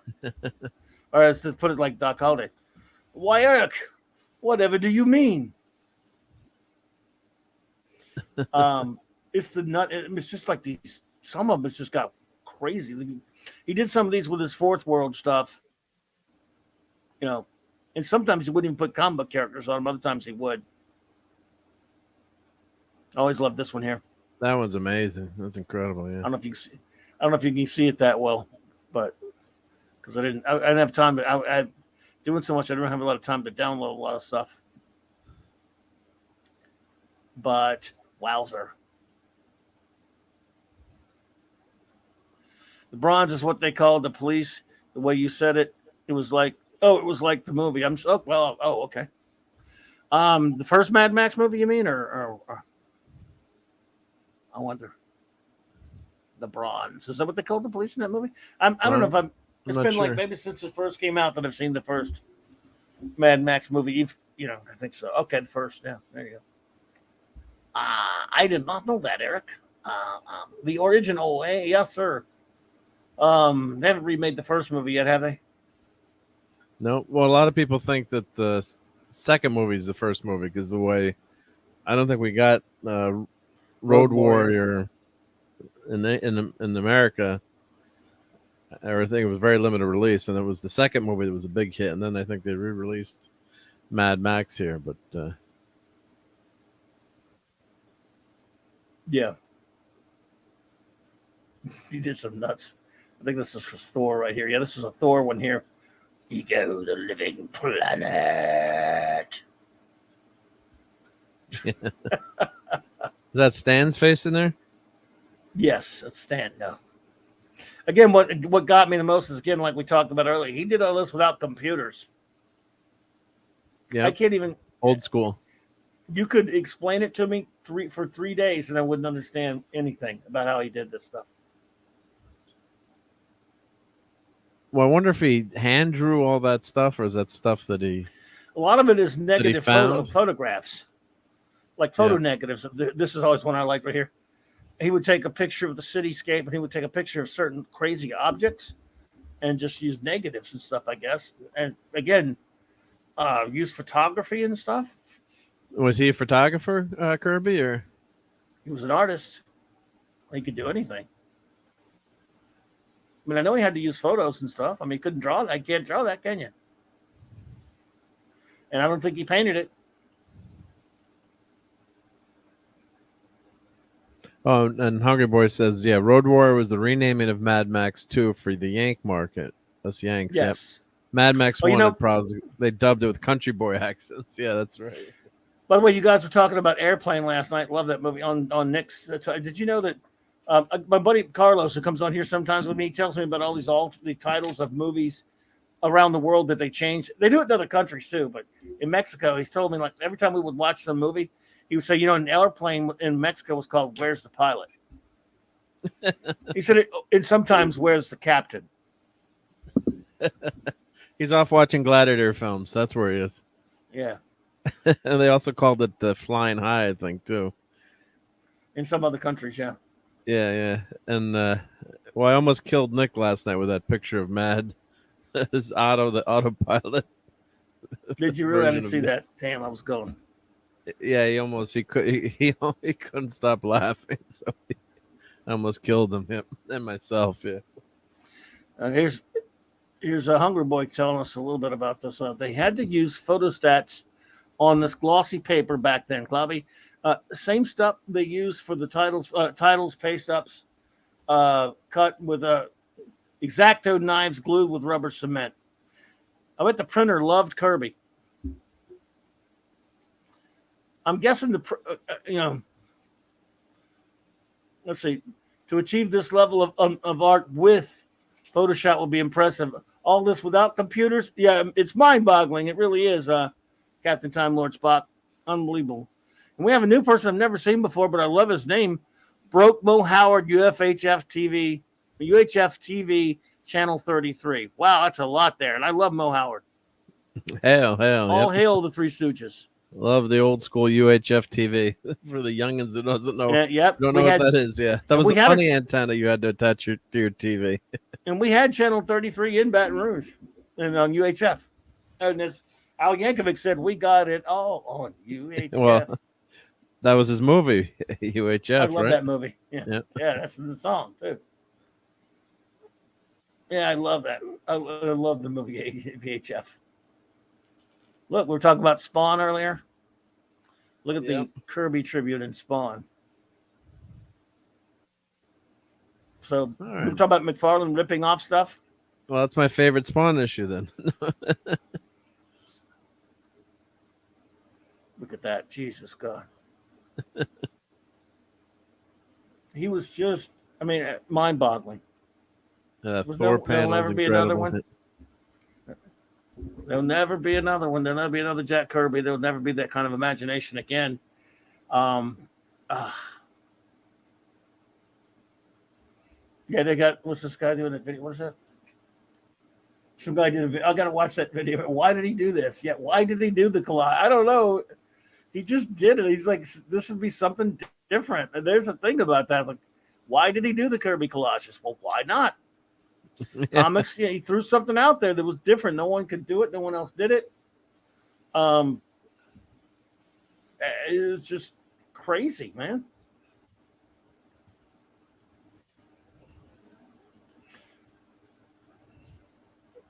Yeah, it's just. Let's see. Oh, my dad took me to see Road Warrior in the theaters back in the day. Yeah, wasn't Road Warrior like 82 or 83? It was what, 82? It was that's 40 years now. That's very, very cool. Yeah, wasn't it the same year for At the Con, 82? 80. Yeah, I think so. Yep. 80. I think he was 82, Paulie. Oh. So you were a young whippersnapper. You think they got pictures of Kirby Crackle? We're talking about Kirby and Kirby Splendor. We showed collages and machines. Let's look at some Crackle. That Kirby special effect called Kirby Crackle, folks. And how many people? Again, how many people have a whole like crazy effect named after them that you can Google it and there's like a zillion. Oh, look at all that. It's insanity. I love me some Kirby Crackle, the Kirby dots. People call them Kirby dots sometimes. 81, 82. Yeah. I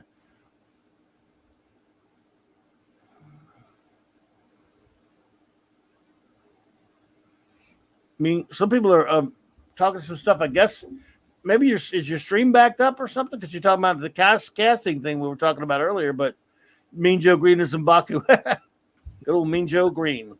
That'd be great. Yeah. Been watching me a lot of NFL films, old football stuff on YouTube. I love that stuff. Yeah. Jim Brown is Luke Cage. I'm all over that. Yeah. But that was. I gotta grab a cable for my headphone. My Bluetooth headphones are not working, so I'll be back in 30 seconds. No problem, dude. Let's see here. Some other ones. Whoa, there's a cat one there.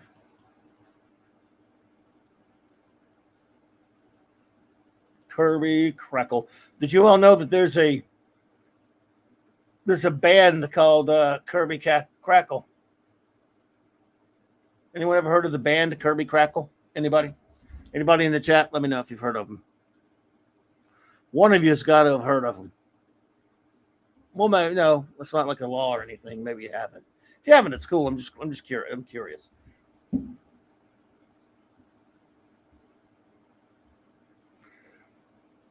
Yeah, 5 seconds ago. So what you're saying, JT, is you've never heard of. Paulie says, so they did a revival of Mad Max. I saw the dub one first, then the Aussie one. Couldn't understand Mel. Oh, God, yeah. Wow. Yeah, I remember the dub of that.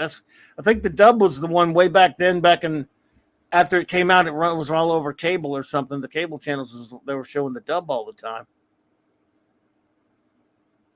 Appreciate that, JT. Anybody else? Now I must hear their music. Gonna look. Okay, they're probably all over. They're all over YouTube. They're a group from maybe 10, 15 years ago when they started doing stuff. They're from. They're not like huge or anything, but they do comic book songs. Of course, they have a song about the Thing that I clipped part of their music, like a little bitty sound clip that I used to play on my old show. Saying it's clobbering time. It's clobbering time. It's the end of the course. But I mean, that's a great song about the Thing called What Are the Guys? They have a great song called Ring Capacity about Green Lantern. They have a great song about Another New Crisis. They got a lot of comic songs and even some video game songs. Obviously, it's a niche type deal, niche type deal, but they're very cool. I enjoy them, and you can find videos for their on YouTube of their music. Like I said, I love their Thing song they did about the Thing. I love their Green Lantern song, and again the other one, Another New Crisis. Those are my favorite ones they've done. So yeah, they're big time comic book geeks. Name themselves Kirby Crackle. That's the coolest name ever. I need to try to find those guys and get them on. That'd be cool. I have some of their music. Like I said, back in the days when it didn't matter what you did on BTR, I clipped like a little snippet at the very end of their song. And I would open up every show with their little end chorus going, "It's clobbering time. It's clobbering time." No one say it's clobbering. I'd open every song with that. Every show with that. Those were the days, right, when you can have fun on you. Those are the days when you're gonna have fun, right, and play whatever you want. Yeah, it wasn't YouTube, but it was BTR. You said, right? BTR, Blog Talk Radio. Yep. And some of those old shows are still up because I went to look for some of them. All but like a gap of a year and a half or so where we were someone that I networked with took them all down, and because she left she left the network. It's fine, but Well, like it would have been nice there's to a give you a gap copy. of a year and a half of them that got taken that are not up there anymore. Clobberin times, the lost year. Yes, Just the like lost episodes. trying to find like Doctor Who tapes. Yep. Yeah, believe me, I can't stand to listen to the old ones anyway. I can't stand to watch my old YouTube videos, much less YouTube streams, much less my old garbage BTR show. You mean you don't sit around and rewatch your shows? No, no, sir. I don't. Well, Unless I'm looking for something, I've almost never done it. well, that's what the people ask Shatner, and they kind of got mad at him, like you didn't watch Star Trek. It's like, but I can understand kind of why'd you want to sit down and watch a movie you were in, or and you were there, you filmed it. I mean, I guess maybe you'd want to see like a finished movie, but to go watch all 79 episodes again, Right. when you're Captain Kirk, it's Yeah, kinda I can makes see sense. him at least. I think you should watch it once or twice. I mean, like I can see him like if he's flipping, go, oh man, that's a black. But I think you should. But I don't know. What do I do again? Like I said, I'm not him. Well, like Sitting on the Edge of Has his Forever. I think reasons. he's watched, but yeah, but just so good. But I guess you just have a totally different viewpoint when it's you on the screen, right? So I mean, it's not Yeah. it's not like we can enjoy it. Love Bill Shatner and his performance, but now it's making me want to go watch some old with all these Kirby crackles. I want to watch some old sci-fi. Maybe watch an old Star Trek episode tonight. Maybe Hungry Boy could tell us how he did the Kirby crackle, because it couldn't have been easy. As an artist, do you think that was easy, Kirby? Hungry Boy, you think that was easy doing all that detail? I mean, that's a lot that you'd think it might not be, but those dots and all that stuff must have taken a long time. Had to be painstaking, wouldn't you think? I mean, look how much That's of it got to take forever. Well, that's why your favorite inker just deleted background scenes, right? Right. He just deleted crap, That's but he didn't delete Kirby. Yeah. There's a blacklight poster. Yeah, you can actually buy a repro Yeah. of the original blacklight posters now. Yeah, I love these black light posters. People were saying the printing wasn't as good. I was going to do an enabling on it, but the colors weren't as good as the old colors. Penciling it was time consuming. Inking was hell. I've done it by hand. Oh wow, there you go. See. Yep. Shatner rewatches Sitting on the Edge of Forever to confirm the validity of anti-derivative Jill's explanation of the time travel. Says the great Captain Time Lord Spock, who is the Lord of Time. There will be no time. He has no time for time travel. Yes. I still say that I love Sitting on the Edge Forever. I hope you'd forgive me one day, Captain Time Lord Spock, but I understand it's time travel. See, I don't think he's saying he hates time travel in some stuff. He's just saying it doesn't belong in something. Everywhere. It's fantasy, in other words. If you just say time travel is fantasy, what's wrong with a good time travel story? But I hear you, the paradoxes and all that kind of crap. Oh, it just took over Star Trek. I mean, I love like Sitting on the Edge of Forever. It's an accident. It's a device made to study the past, and yes, so it was an alien artifact there that was left, and so the whole accidental nature of it, but then when they have the backdoor pilot where they with Gary Seven and they just travel back in time just to view, if you could time travel that easily and screw up the future. Now we don't get in a whole debate about how alternate timelines and stuff. Time travel thing today. Yeah, but that's what these Kirby space, machines and backgrounds, and it just makes you just the cosmos and how amazing things are. So yeah, but it's we better not get on the time travel. Well, the thing is, one thing I don't mind much though, like in Star Trek, if your story is, for example, the story. Look, Harlan Ellison wrote it. We came with the idea, and I mean, obviously they changed stuff, but I mean, they changed character stuff. So his idea was you have this machine on this planet that, for some reason, it can show you the time and history and all of time from your home planet, even though this was a planet way, way out there, not even close to Earth, but somehow it can send you not only in time, but in space. And if you step through it by accident, you can go back and change history, and it can send you, So basically, um, they get away with it because they're on a planet, I guess, and they never explain what it is. They just the story happens with almost with zero, pretty much other than it is what it is. This is happening, and we're not going to tell you why. Which is better. I like it that way. I don't want to know all the answers. Yep. I think the episode is just so well done, and I can enjoy it. But I do understand where Captain Time Lord Spock is. Even though I love that episode, I'm not for time travel and Trek that much. Again, in this, was it Tomorrow Was Yesterday? It was an accident. Fine. I don't like it when they do it on purpose, and yet still, Star Trek 4 is extremely entertaining. Yep. Because if time travel is too easy, then your whole universe falls apart. Look at all the they did in Generations. They had time travel. It's like, just go back in time to when you picked up Sauron the first time, or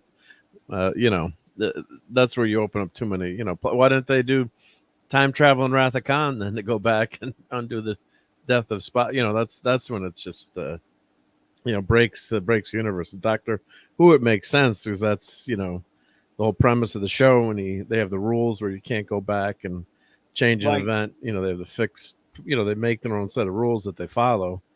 And so that works for Doctor Who. And of course, in Enterprise, we got time travel. They just overdid it way too much. Well, Captain Time Lord Spock does say time travel faster than light, warp drives, aliens, transporters, Death Stars. I'll suspend disbelief for any story as long as it doesn't contradict himself. I think that's a fair cop. Yeah, that's a good point. Yep, great point. I love this Ego of the Living Planet. Do you know I have a Jack Kirby shirt? And that's it. That's all I shirt. Nice. That's awesome. I wear it every year, Jack Kirby's birthday. And when I go out, I wear it at cons and stuff. When I had a con. And is that what you used for the thing when you put the thing, or was that Raquel put the thing icon there? Yeah, and then yeah, that's what. No wonder it looks so cool. Yep. The crackle. I just love it. Again, so we've talked about machines and collages, and so basically we've talked about Kirby effects, the visual effects of Jack Kirby, and ending with the crackle. I love Kirby space too. Kirby space is crazy. Like, look at that. Yeah, it's just something about it. Have you read his 2001 series? Oh yeah, Space. I have the big the Treasury. Treasury on that. No, I haven't read it in a long, long time. I need to go. Now that you mentioned it, it would be great to go back and read it. It's loopy. It's really, when you think about it, like, it's kind of batshit. You're like, I don't know what you're doing. This has really very little to do with the movie. And it's not only was it really not a whole lot to do with the film, it was something like 6 or 7, 8 years or so, ballpark, maybe like 7 years or whatever after the film came out. Wow. And it wasn't really an adaptation of the film. And for some reason, Machine Man. I love Machine Man. It starts in it. Well, and he spins it off, and then Machine Man ends up in the Marvel universe. If Marvel wanted to reprint the 2001 comic, they need the rights from Warner Brothers and Arthur C. Clarke's estate. He's asking. I would say yes. That would probably be. You would probably be correct there, Gwagdar. Yeah. Is there a trade of that? No. That's like I said. You get the regular issues. You can get the Treasury. Yeah. And I don't know how much the Treasury has. I don't know if it has all of it in there. I don't know if it has every. It may all be in there. It's been, I got to look, but no, there is not. To my knowledge, has not been a trade, and I don't think there ever will be.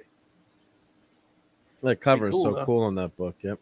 Well, I'm looking on Amazon. It's $250 you can buy it right now. For the trade? I mean, for the Treasury? For the Treasury, yeah. Holy shit! How much are the regular issues? But I don't know if that's, sometimes they've got ridiculous ridiculous prices, but I hope if you got it, I hope it's worth that much. Yep. I got it. And I ain't never going to get rid of it either. Yeah. I also adore the wackiness of Kirby's 70s Black Panther. Yeah, that was crazy. Kirby Goldfrog, man. It's just funny. The Black Panther, obviously he created Black Panther and he was an FF and then he was in the Avengers and the FF again, the Avengers. He was all over the place. And then he had his own series in Jungle Action. And the Don McGregor run where he had people like Rich Buckler, then later the great Billy Graham, not the preacher, the comic book artist, and a few others. And Black Panther became a very serious series. Black Panther was, fighting. He was fighting. He came and fought the KKK in an issues, and he had very serious stories that dealt with, and yet it wasn't like today's. It was a bit ham-handed, but it wasn't like today's preachy crap. You know what I'm saying? Well, that was that quote by Alan Moore that you in fact, I was gonna tweet out. I was gonna talk about it tomorrow on the show, but I'll read it right here tonight since we're for the most part done with our Kirby segment of the show. And we'll talk about this a little bit more with Raquel tomorrow night. But the great Alan Moore, who you can say what you want about Alan, and of course I'm a huge fan of his work, said something. This was in an interview from maybe 10 years ago or whatever, but someone spotlighted it. Usually a site that's crap, but it's interesting that they spotlighted this because if I read the interview, I don't remember it. But they're talking about the last line in his masterpiece, Watchmen. And Alan Moore talked about, they were asking, what does that last quote mean? He goes, and of course, he says, I believe the ending quote is, I leave that entirely in your hands, which is what would happen when the annoyed editor of the New Frontiersman handed, he told what's-his-face, Sidney or whatever, to go print anything he wants. He was so aggravated, didn't care. And so he went to reach for something to print because he was aggravated with what was going on. It was New Frontiersman, was Rorschach's favorite mag. Yep. This is the last panel. He tells him whatever. And so the kid, who'd of course just eaten a hamburger and dropped and accidentally spilled a splash of blood on his smiley face shirt that looked, ominously like the Watchman smiley face with the blood thingy. He goes to reach, and with that line, I leave it entirely in your hands. He's reaching forward. We see in the front of the book it's Rorschach's journal, which of course tells all the things that it exposes everything that happened. Well, Alan Moore said, which I think was me talking to the reader, because I don't think that it is the purpose of fiction to actually dictate a political moral reality. I feel really uneasy about that.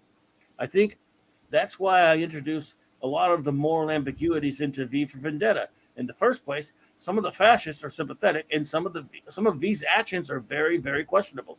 It's not my job to tell people what to think. If I can actually in some way help the reader's own creative thinking, that's got to be to everybody's benefit. How about that? Yeah, that's right. Just pull something from the Crank file. Yeah, that's an amazing quote.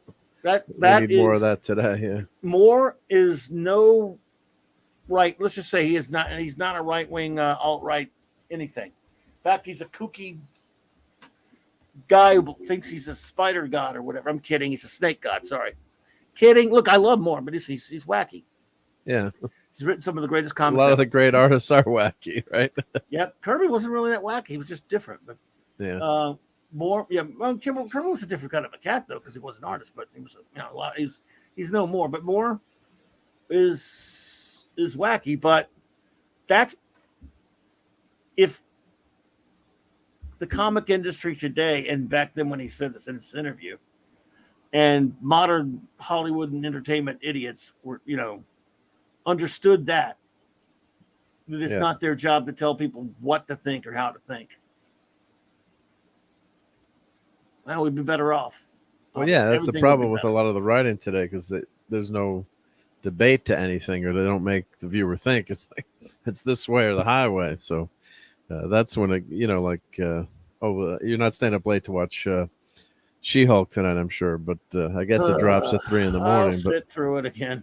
But some of What a, the what a piece of garbage. yeah, some of the stuff was okay, I thought, but then I they don't put think any of it was okay. I don't see how you thought that. But go well, ahead. a couple of things that were okay, but they kills you with those line, the lines that the cat calling line, that kind of Yeah. stuff. It just they're just preaching to you instead of She-Hulk. having like Star Trek did it, where they would have something like Devil in the Dark, where the viewer is like, oh, we got to kill this evil rock creature. They're killing all the miners. That's it's a horrible Frankenstein monster.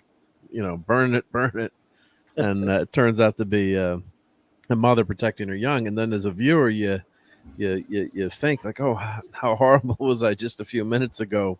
Wanting Captain Kirk to pull the phaser, although he hesitates at that last second. And that's why it's that's great writing. So instead of having something like that where you get the viewer to think for themselves, that's what Moore is saying there too. Not spoon feed. Not saying you can't have a message or messaging or No, morality to your tale, but look, don't make it so obvious. Hollywood's been doing this crap for 70 years as far as putting their message. The difference is it was usually done by clever artists. And also, the bottom liners didn't let them go up, alienate the audience as much for the longest time until fairly relatively recently. And I have, because I have, almost pretty much none of my values to line up with any of the Hollywood shitheads ever. Have had to many times. If I wanted to enjoy a movie, a TV show, or comics, books, whatever, I've read things in them or seen things in them that I did not agree with philosophically or sociopolitically, and still love the movie or the comic because it wasn't to the point where it was there and you could see it if you're looking for it, even if you're not looking for it, if you're a good observer, it's there enough to where I don't like it. Yeah, but it's still good. I still like the movie because there was still enough there artistically to grab me, to make me forgive it. And it was not, I mean, sometimes it's more glaring than others, but it was always, I was always thinking about, was it a good piece of art first? Was it good entertainment? Was it well done? Was it well written, well drawn, or well produced, or well acted, and all those things? If it had a bit here and there I didn't agree with, I can take disagreeing with things. I can take being disagreed with. There's no reason why they have to write everything to my approval. However, so if I saw something, I might roll my eyes a little bit and go, "Oh God, really? Pinko jerk offs, But I'd still say that it has, and if it got a little glaring, I might go, "Yeah, that's some dumb Pinko crap in it," but it was still pretty good. It was, again, I could do that because it still wasn't 90 something percent of what was being produced. It wasn't agenda over art. It was agenda sometimes here and there sprinkled into art. Now it is our agenda disguised as art, and it's completely, in control of it's taken over the art. So, and that is why that's the problem we've had, and it's got worse and worse. Yeah. It's gotten worse and worse. It's gonna.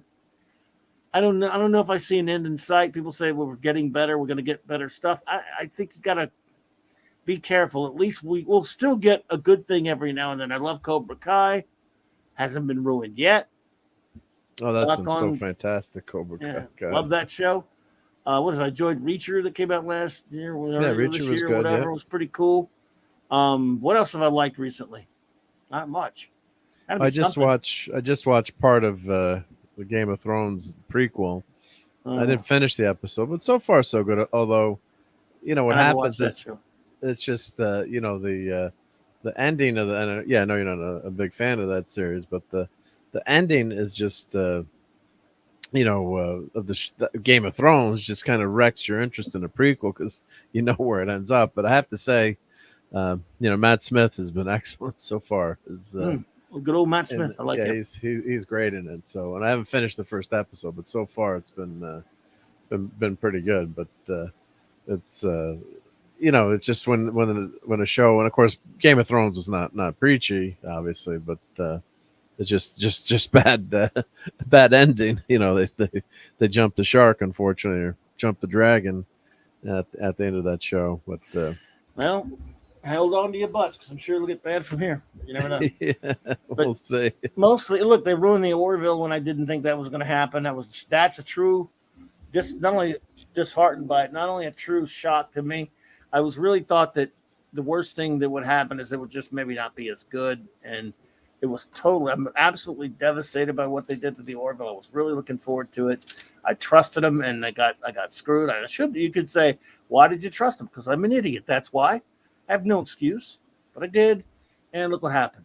Well, And I won't let that happen again. Episode was it's horrible. really, Without going into it, that was horrible. But yeah, the whole season as a whole is not good. And then, even with that first episode, which I liked, it was. But again, I could have taken it being not that good, but to be so atrocious, have a few of them that are so atrocious that it soils the rest of the season and the characters. That's the sadness of it. So I'm just using that as an example. Yeah. Most stuff you just can't trust them anymore. Comics wise, I'm going to get that Fantastic Four book coming out. Not their shitty comic, the Alex Ross yeah. that we were talking about. I have that in order. Yep. I hope that's going to be good. It better be good. But you can't count on it. But Alex Ross, if he just writes a damn Fantastic Four story, and the art looks beautiful. So just do good art. But as far as comics, I mean, that last Astro City that came up, the first one we got in like 5 years, and we're not going to get another one for who knows how long.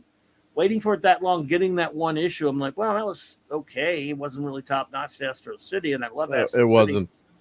It wasn't super duper, just okay. Yeah, it was. It had a lot of the good qualities that Astro City has. It had a lot of those good elements that you get out of it that you get only from an Astro City story, and I mean only. Yeah. There's nothing like an Astro City story in comics. There, even a lesser one. Its approach, I would say it's unique, and this one was like, it had some of the good stuff that we usually get, but it just wasn't.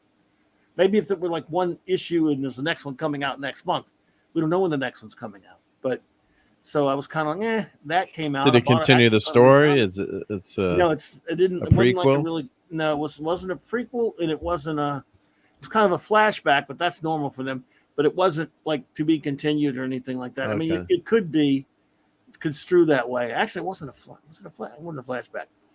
And it was one. Hello, Zacharot. There was one element in it that almost made me think, is that a swipe at something modern politically? Because I know where he falls down politically. I'm saying it might have been, but I'll give it credit. If it was subtle. I'm like, it's just like some of the stuff McFarlane did that we knew was political on the Orville this year. It was more subtle than garbage like they do, like Klutchman does on STD or something. I'll give him that. Because at least he's subtle, because what's his face? Those shows, STD and those shows, they're not subtle. Well, I thought having Stacey Abrams on as the president of the Galaxy was very subtle. Right. Yeah, no. Okay, sure. It was political bias there. Yeah, exactly. It was scuttle. So, I guess what I'm saying is, I got that, and it was kind of nice to see it, and was looking forward to it. He's already said he's doing other stuff. He'll try to come out with one when he can.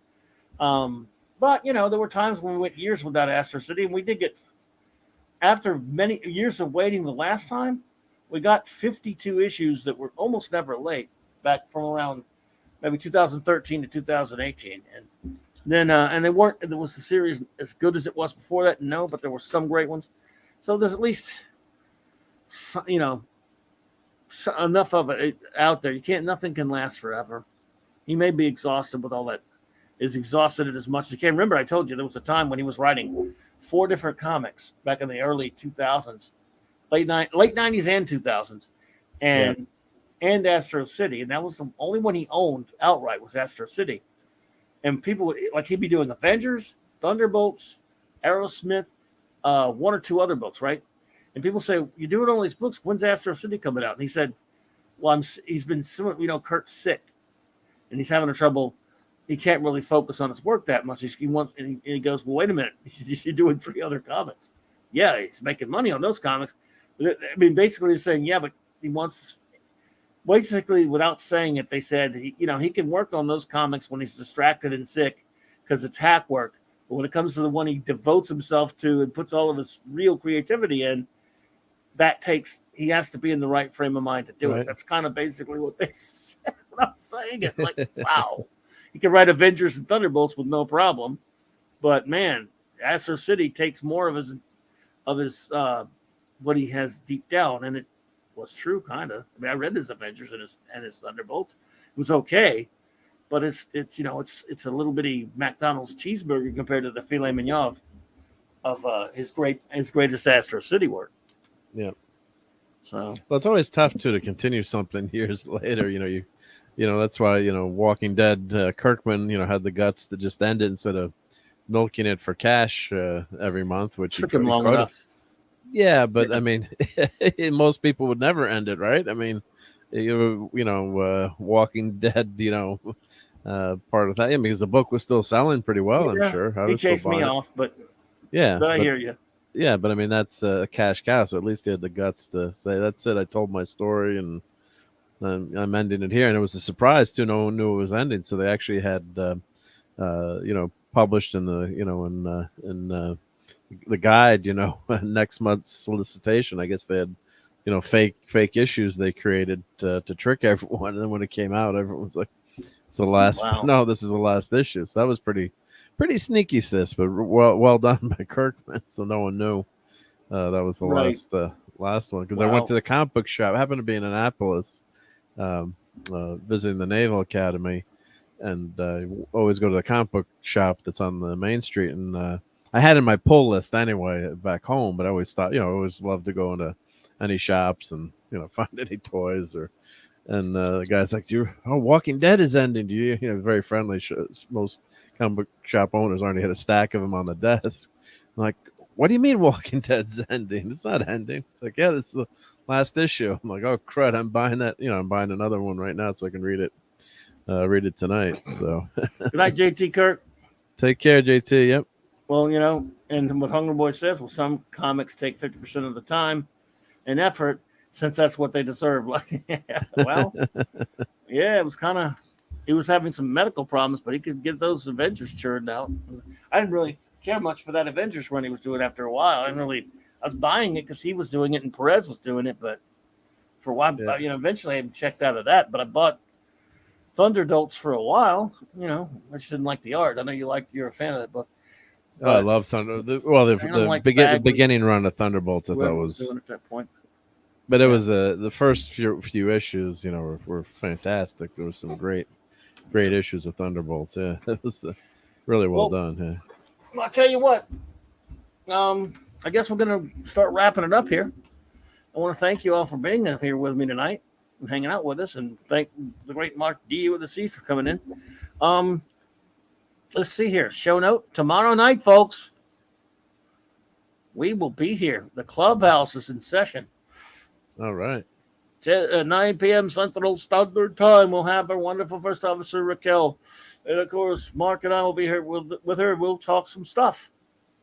I don't know what, but it'll be geeky, clobbery stuff, right? Yeah. And then Saturday night Star Trek is here.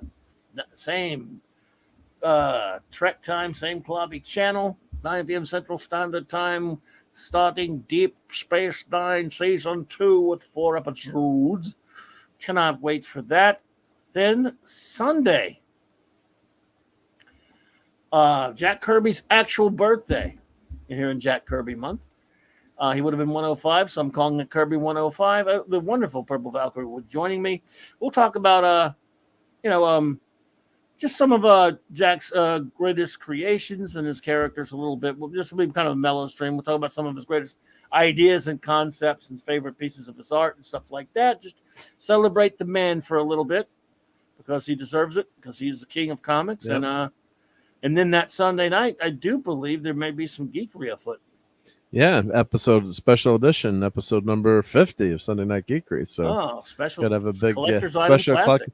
Now, I got to ask a question, everyone. Should I start renumbering it at issue number 1 now that I hit 50? I'll get more viewers. I get more viewers that way, right? God. Yes, I guess that's how it works. Oh, Lord. Yeah, you're never going to renumber yourself, right? Yeah. No, I don't think so. Yeah. I mean, I do. Remember my legacy number anyway. Yeah, because I have my YouTube number, which tonight, this episode, for example, is number 414, but my number overall that I've done for 13 years is 1,150, which is so amazing. I legacy number.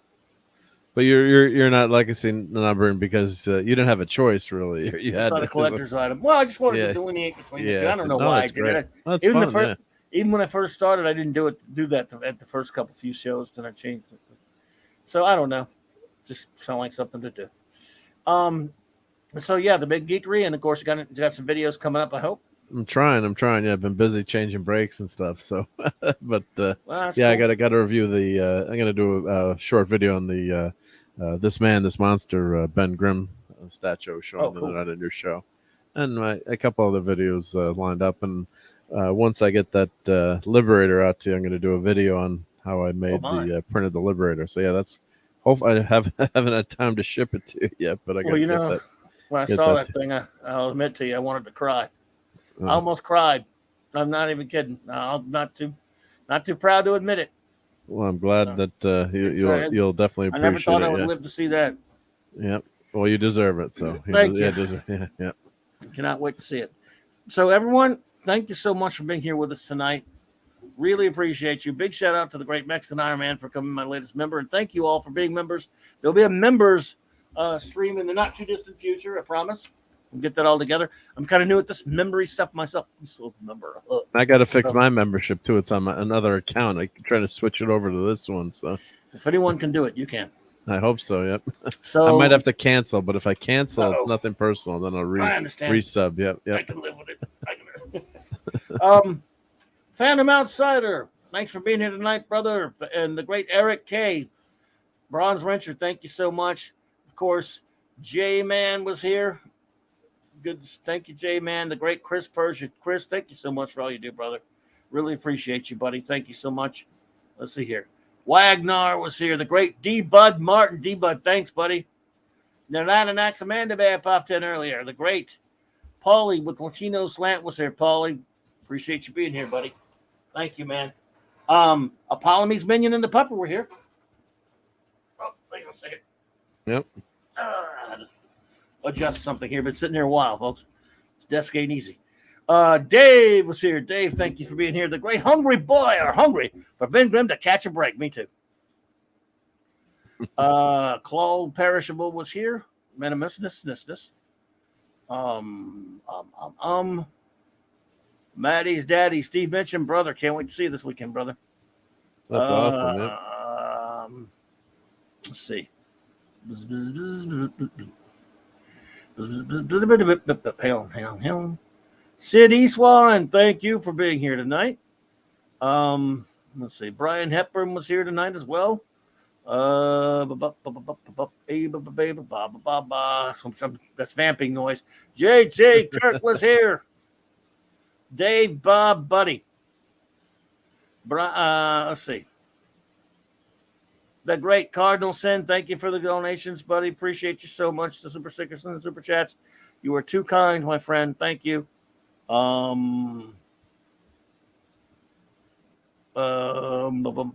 Andy Masterson, the great maker. Thank you for popping in, brother. Appreciate you. Hang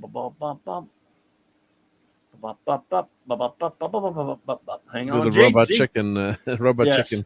J.D. Lewis. Well, you know what that's stolen from, though, huh? J.D. Lewis. You know what it's from, right? What's it from? Robot chicken. Well, they go.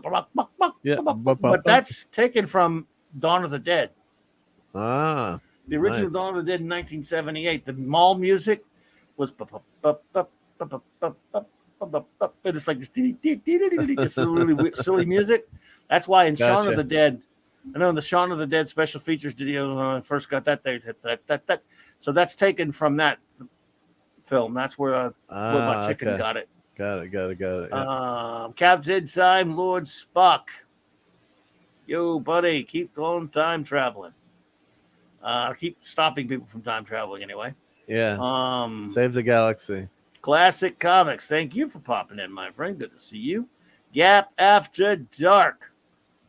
Good to see you, my friend. Hang on.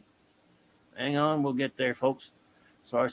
We'd like to say goodbye to everybody something when we can. I know I've almost got everybody. Hang on. I know there was one person I'm missing. I'm trying to find him now. Somebody I'm forgetting, damn it. I'll get him now. Dad Man was here, right? That's right. Dad Man popped. Thank you. Oh, I just got to him. Dad Man walking in the Dad Man clan. Hello, hello, hello, hello, hello. And Dad Man's streaming now. Let me put his And channel Broke link Mo in. Howard, UHF TV, channel 33. Thank you for popping. That's a mouthful there, but thank you for being here. Yes, please put that link for Dad Man's channel in there. And I think that should probably cover everybody for tonight. As far as I know, that handles it. Zacharat. I always forget. I don't forget him because he's always at the last there, but yeah. Yep. Zacharat. Thank you. And now Keely Chow popped in. Keely Chow, roll tide, Keely Chow. Football starting soon. Yeah, you get ready for some rolling tide, are you? All right. Well, thank you all again so much, my dear friends, for hanging out with us tonight. I greatly appreciate it. It has been fantastic. It has been this fantastic. So I will play us out with some important messages, and then, of course, some in-mute credits for the great Stone Loki. And a big shout out to Loki for having us on this show on the round table tonight. So thanks again, everybody. Please have a fantastic rest of your night. And if you watch She-Hulk, well, I won't blame you because I'm going to be watching it too like a dope. So don't watch it. You don't have to watch it. I'll watch it for you. Unless you just want to. But anyway, thank you all again. And we'll see you tomorrow night on the Clubhouse, right? Yeah, looking forward to it. Yep. Good night, everyone. Take care. Everybody.